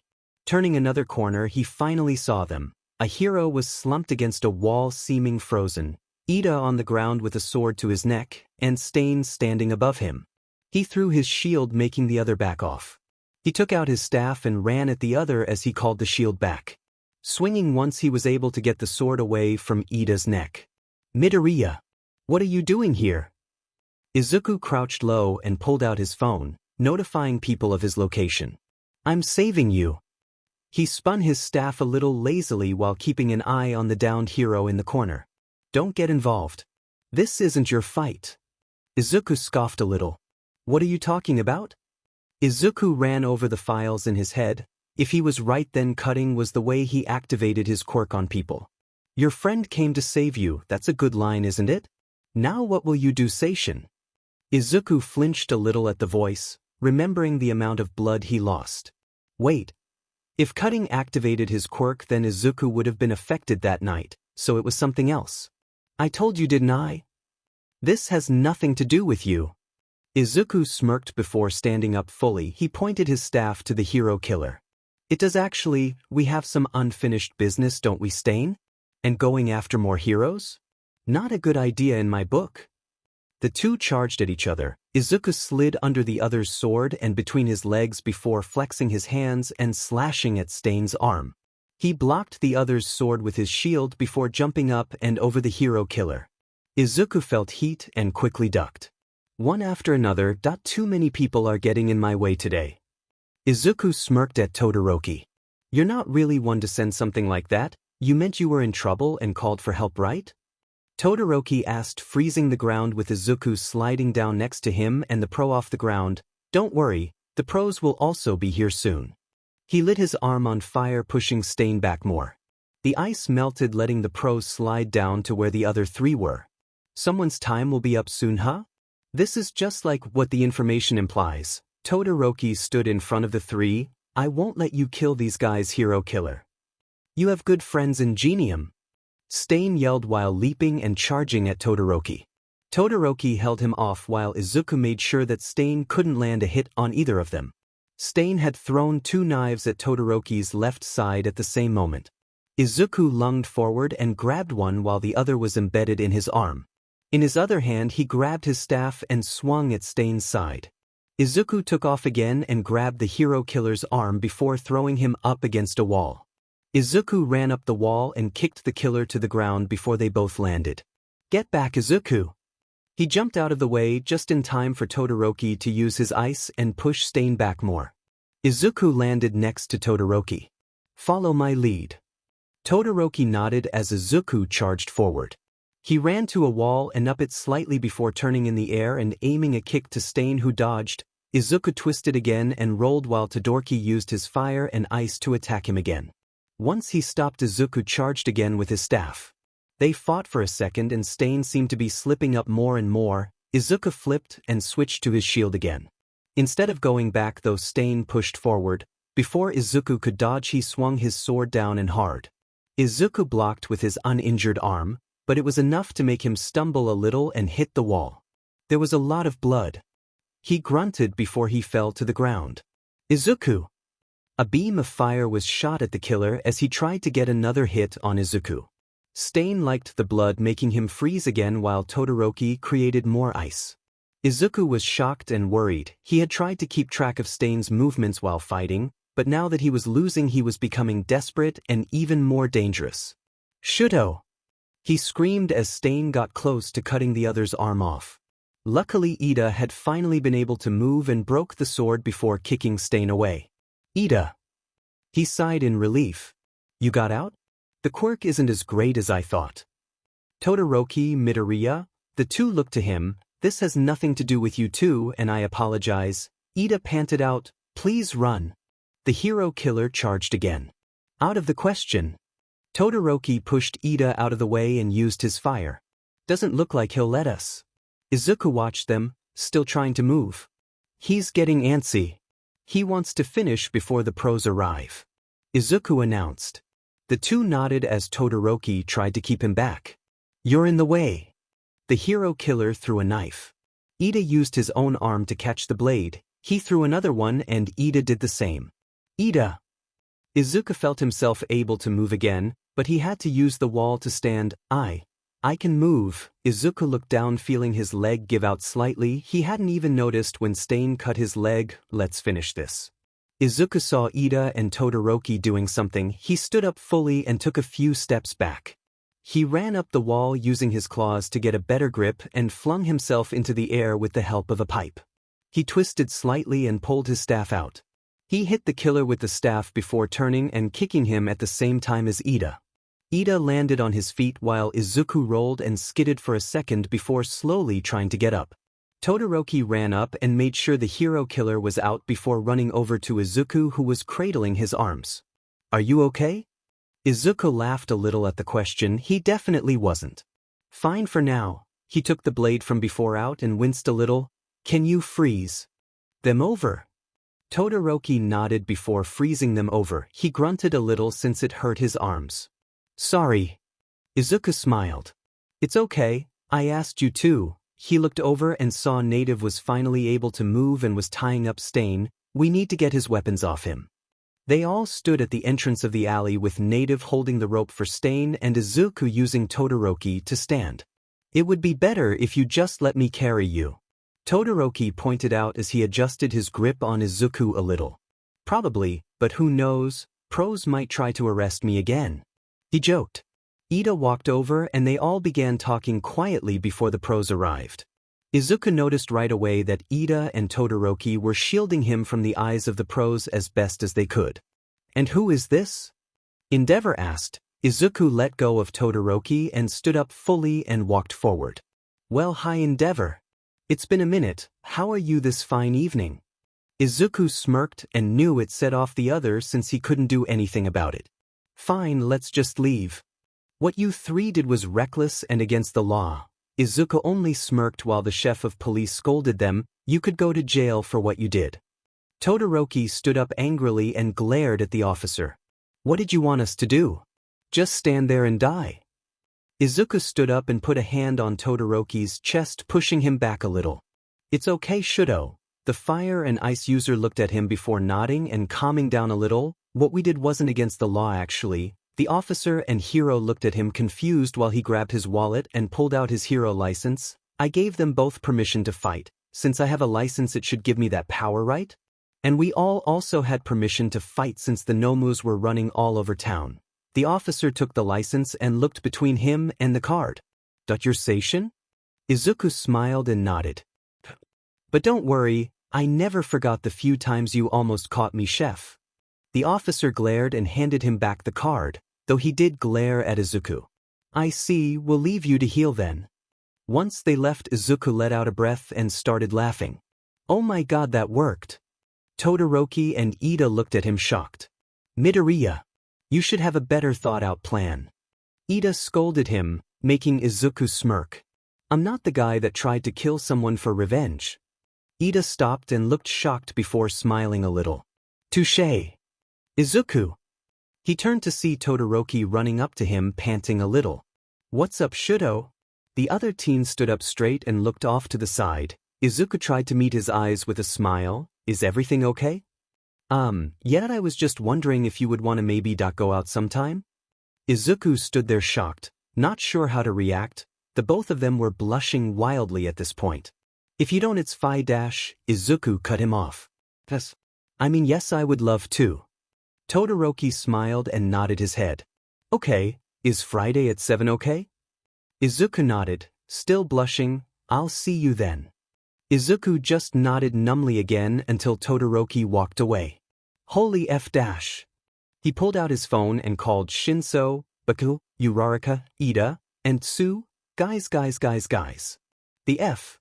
Do you want nerd? Is everything alright, Midoriya? Okay. Did it finally happen? Izuku moved the phone a little and screamed. Shudo asked me out. We have a date on Friday at 7. Oh nice, me and Denki or hanging out Saturday. I got sheet with shitty hair on fucking Friday. Oh look at us, we're dating someone and not dead inside, get a fed. Uraraka. That is inappropriate language. Let her have this, Ida. Shut up. I need you guys to help me decide what I should wear. It's not till Friday, right? Just meet up at the fucker's house at 5, we'll figure this shit out. It was Friday and Izuku was nervous. He was passing in the living room with Hisashi, Aizawa, Shinso, and Bakugo watching him. Izuku calmed down, it'll be fine. Aizawa wasn't the best at comforting him, but he would try. Yeah, little listener. Me and Sho's first date was just as nerve-wracking, and look at us now. We're married with 3 kids. Bakugo kicked him in the side since he wasn't technically their kid. Aizawa rolled his eyes at them while Shinso tried not to laugh.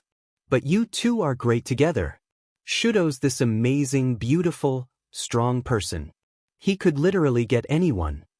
Shinso sighed and stood up, grabbing the other by his shoulders. Listen, Izuku, you're just as amazing and cool or whatever, so you're both perfect for each other, plus I'm tired of hearing about how pretty his eyes are. Shinso made fun of him by clasping his hands together and fluttering his eyes. Shut it. You're not any better, mister. His hair is so soft and his hands are nice.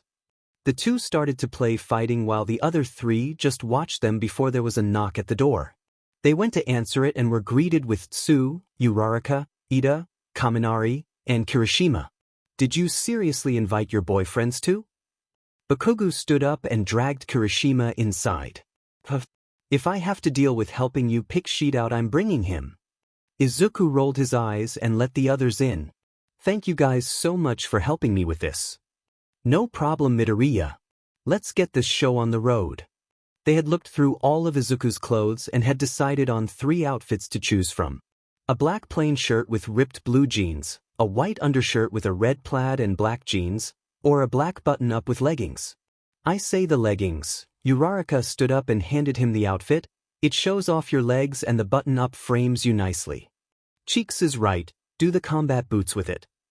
Bakugo wasn't even looking up as he sat in Kirishima's lap scrolling on his phone. Okay, now go get changed. Me and Sue have makeup for you. Kaminari raised his hand with a smile. I brought some too. Izuku smiled and went to the bathroom to change.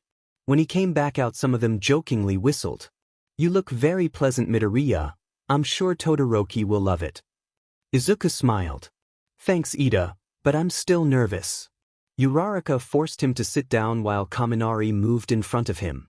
Look at me, he started doing the other's makeup while talking. You got this, you look hot. Todoroki is always hot, it'll be fine. Did you just call Todoroki hot? Hitoshi, not the time. The group were relaxing still and helping calm down Izuku when there was another knock at the door. Izuku jumped up and started panicking again. Oh no, that's him. Oh God. Aizawa could hear him panicking and stood up to get the door. Todoroki, come in. The boy looked a little nervous as Aizawa let him in. Sit down, he's almost ready. Hey little listener. You excited? Todoroki nodded his head. Yes, very much, though I'm a little nervous. Hisashi handed him a cup of tea. Don't worry. He's just as nervous. As soon as he said that, the door opened and Izuku walked out nervously with his hands behind his back. Whoa, Todoroki stood up. You look amazing. Izuku blushed. Thanks, you do too. The two just smiled at each other before Hisashi started pushing them out. Okay, you two. Have fun and be safe. He closed the door, leaving the two outside. So where to first? Izuku asked. It took a moment for Todoroki to answer since he seemed to be staring at Izuku. There's a park near here I figured we could go to. Izuku smiled wide and grabbed the other's hand. Great. Let's go. Todoroki nodded and guided him to where the park was. When they arrived, it was pretty empty. There were lights trailing all along the ground and even some in the trees. Izuku looked at it all in shock. It was so beautiful. I presume you like it? Todoroki asked, standing next to him. Izuku turned to him with a smile. Of course I like it. It's amazing. Well, wait till you see the best part. Todoroki then led him through a trail to an open area. It was secluded from the rest of the park so no one could see them. It had lights hanging everywhere, a blanket on the ground and a small basket with it. Shudo, this is… Wow, you did all this? Todoroki nodded and blushed a little before Izuku tackled him into a hug. Thank you so much. Todoroki hugged him back, still a little surprised. Of course, they both separated. Why don't we sit down?